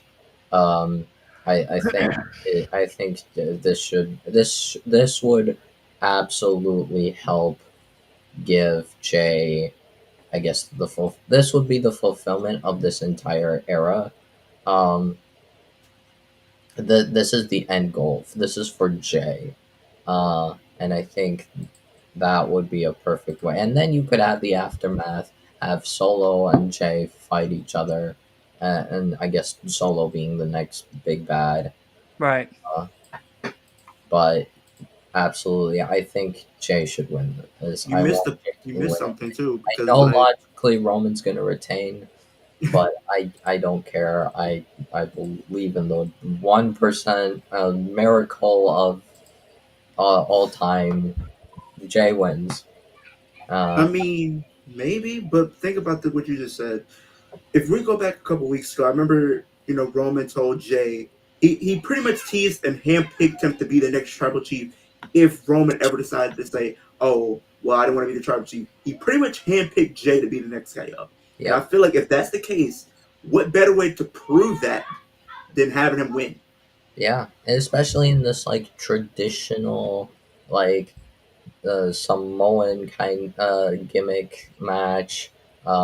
This is like the perfect way. This fits their characters. This fits everything. Like, this is absolutely perfect. It's like, I'm sorry, I don't think it's worth pissing off Hogan, because let's be honest, I feel like most people will still think of Hogan as one of the all-time greats, and we're still gonna prefer Roman Reigns over Hulk Hogan, regardless if he passes the record or not. And I think this should go to Jay.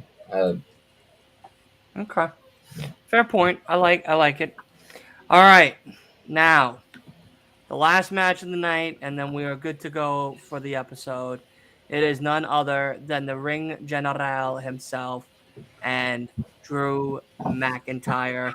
Let's try to keep this a little bit short. I am running almost to 12 a.m. over here, so I would like to get to bed at a decent time, so that way we can all kind of get to work and everything on a decent time as well. So, Wolf, we are starting with you.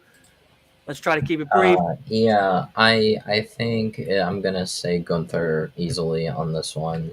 They definitely want him to, what's it called, pass Honky Tonk, and that he definitely should.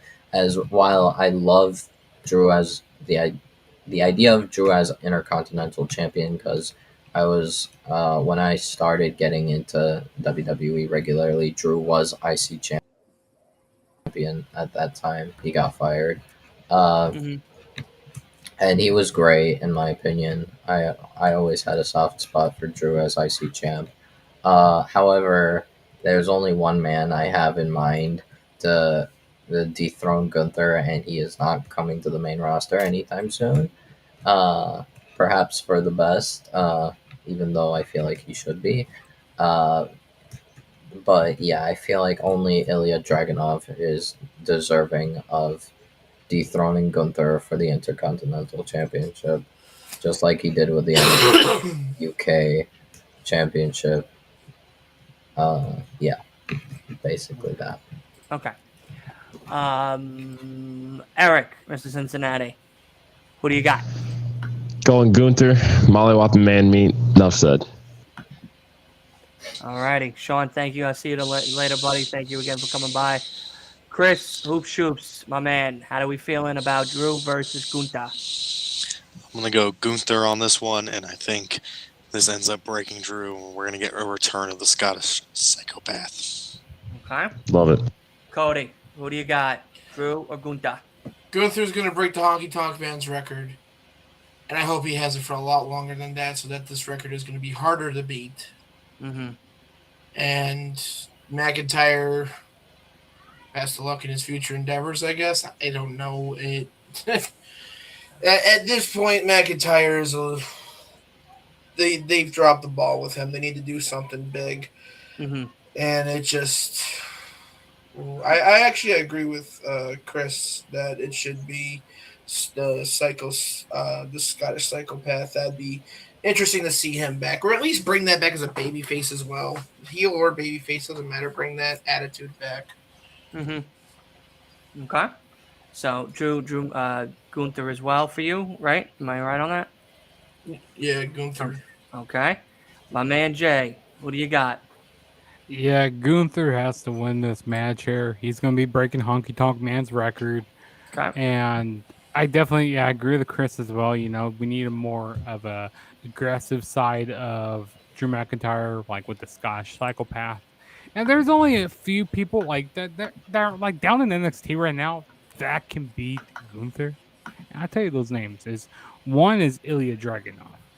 Maybe two would be cool to come up to the main roster. Would be like a Braun Breaker to put a title around him. That'd be cool to see him defeat him. But other than that, there's really nobody right now that can defeat Gunther for the title. Well, I guess maybe Leo can, since he's rocking the IC Championship belt. As I didn't know he was also in that triple threat match this Saturday, but he's making a triple threat match now. Sometimes you get surprised at the Leo, your chest about to look like hamburger meat. Yeah, buddy, you're definitely gonna be hurting for a long time, chopped in half. But nonetheless, Leo, who do you got between Gunther and Drew McIntyre? I think Gunther's going to win as well. It sucks because I think for the longest, I do look to sit back and I wish Drew, it's going back to the pandemic era, because it's like he could have had a big moment of winning the world title in front of a big capacity of fans, and we never got that. And it sucks that we're still here currently right now saying that he never really got his big moment in front of a big crowd. And I feel like this is probably the closest we could get to that. But I do think that WWE is going in the route of, break another record, because WWE loves breaking these records and stuff like that. But going back to what you guys were saying about potential people who could defeat him, I mean, if we're going back to this past week on Raw, it's pretty much a case been made right now. Chad Gable has the ability and what it takes to beat Gunther. He literally technically has a win over Gunther, if we're being honest. You can say whatever you want, even though it was beat the clock or whatever the case is. He literally proved he can hang with Gunther. Not many people can say that they can do that. I think this could be a situation where it's David versus Goliath, like you said. Those stories work. But the guy has technical ability. This guy was using ankle breakers. He was using arm breakers. He was using the whole 9 yards. The guy is pretty much a Kurt Angle right now. We need to see more of this guy in a singles capacity. Let this guy be built up for maybe a couple more months. Maybe by the end of the year, maybe going towards WrestleMania. Imagine him versus Gunther at a WrestleMania. Tell me that could not sell. That would sell, yeah. Sold. And the thing is with Drew, you can easily, if you want to keep him as a babyface, you can easily transfer him from going after Gunther to going after a new World Heavyweight Champion in Finn Balor. So I think that would be great. And the thing is, Drew, I feel like is still an established name, I guess. So I think in my opinion, this match will probably steal the show. Other than Tribal Combat. So this match is incredible. I definitely think it will do well, and that probably is a good way to transition Drew into world title scene once again against Finn Balor, or potentially even Damian Priest, if that ends up becoming the case. But I think Finn Balor and Drew would be much more selling, I guess. Right. All right. Well, I'm going to there. I did have a question for everybody, but it is kind of getting late, and I kind of would rather save it for Sunday. To be very frank with you. Add one last thing I didn't get to. Is it short? It is, yes. I did want to also add for the Cody and Lesnar match, I think at the end of the match, the lights go out and Bray Wyatt returns and attacks Cody Rhodes. I'm not a fan of that still to this day. I don't think that's a good idea. I just feel like if he's to come back, it's like it'd be a very tough position because who you have win. Match. Cody, he's gonna probably have to win that feud. You're gonna probably ruin Bray Wyatt. The only thing that makes sense is going back to their NXT days, because if you remember when NXT was like a reality show, the mentor was Cody and his rookie was pretty much Bray Wyatt. That's pretty much the only story that you have there. It's pretty much teacher versus student. That's nothing. I don't want to see none of that shit. I mean, if Bray comes back as a babyface, which I would love, hey, teaming with Cody would be cool. No. Yeah, I I love the opinion, I do, but I don't see it. I don't see that at all the way you see it. Like, maybe him versus the Bray coming back is what? Mr. Rogers? Like, he just, like, there's no horror to him anymore. It's just, he's just happy? Like, no way. Like, he comes back as Husky Harris then. If he wants to do a babyface turn. No, when he came back at Extreme Rules, he was technically a babyface and kind of had that like relatable aspect. I don't know. I just found I just always liked that whenever the few times Bray was babyface. No, I get you. But I mean, I don't really see it. Unfortunately. Yeah, like Cody Bray versus the Judgment Day, maybe. Hey, War Games. No, I'm saying pretty much if they were going with this idea, what they were talking about like a couple months ago, the whole Wyatt 6 idea. Imagine, him unveiling the Wyatt 6 to go after the Judgment Day, and you have that be a War Games match, Judgment Day versus Wyatt 6. I think that could be something that maybe Bray Wyatt can sink his teeth into without including Cody Rhodes, and Cody Rhodes can be something else. Yeah. But nonetheless, that is going to wrap it for us here. I want to thank all of the guests that did come and hang out with us, and everybody that unfortunately had to leave. I do appreciate you all stopping by and coming by and hanging out with us. Everybody in the chat and everybody else that is new. Of course, if you are new, make sure you go over and hit that subscribe button. Or if it makes it a lot easier for you, you could just go ahead and scan that QR code that gives you to all of the links to everything that we do over here on the Last Week in Wrestling podcast, from the podcast on audio to the YouTube, to the TikToks, to the Instagrams, to everything in between. At this point, I feel like I'm on Newsday at this stage of the game. But nonetheless, that has been the show. That has been the SummerSlam predictions episode. Make sure you tune in this Saturday because we are going to do a watch along. Thank you, of course, to the heel himself, Wolf. Of course, Fightful's own tag team duo, Chris Hoops Shoops, and of course, Mr. Cincinnati. Of course, Jim Cornette's long alleged son that never was, Cody Cornett. And, of course, the new IC champion that's going to be facing, of course, Drew McIntyre and Gunther, I guess, this Saturday at SummerSlam. But to both Eric and Chris, be safe this weekend as you travel to Detroit there and back. Make sure you have a great time. Thank you. And if I don't see pictures of him with that acknowledge your daddy t-shirt, then everything he said this evening about Ronda Rousey is null and void. Sorry, I'll keep him honest. I got you. All right. I want to see it. I want to hope you guys have a wonderful, wonderful time. Please be safe. Enjoy yourselves and everything. Make sure you get home safely as well. But thank you. Thank you to everybody hanging out. I'm sorry I kept you a little bit longer than I would have liked to. But nonetheless, we did have to wait a little bit for some guests. And that's okay because I actually didn't come home till 6:37. So it worked out too for me as well. So it actually kind of worked out for all of us very, very well. But nonetheless, thank you to everybody. I do appreciate it. I hope everybody comes back again. Maybe Sunday. Maybe we'll get together Sunday or sometime this week coming up for some more fun stuff. Of course, this is where you can also watch all your AEW stuff because we also going to be doing All In right here on the watch along. Oh man, don't hit me with that, Cody. Don't hit me with that. Come on now. We got a good card possibly brewing. Like I've always said, Kenny Omega should have been on the Hindenburg. Oh my god. The ruthless aggression right there.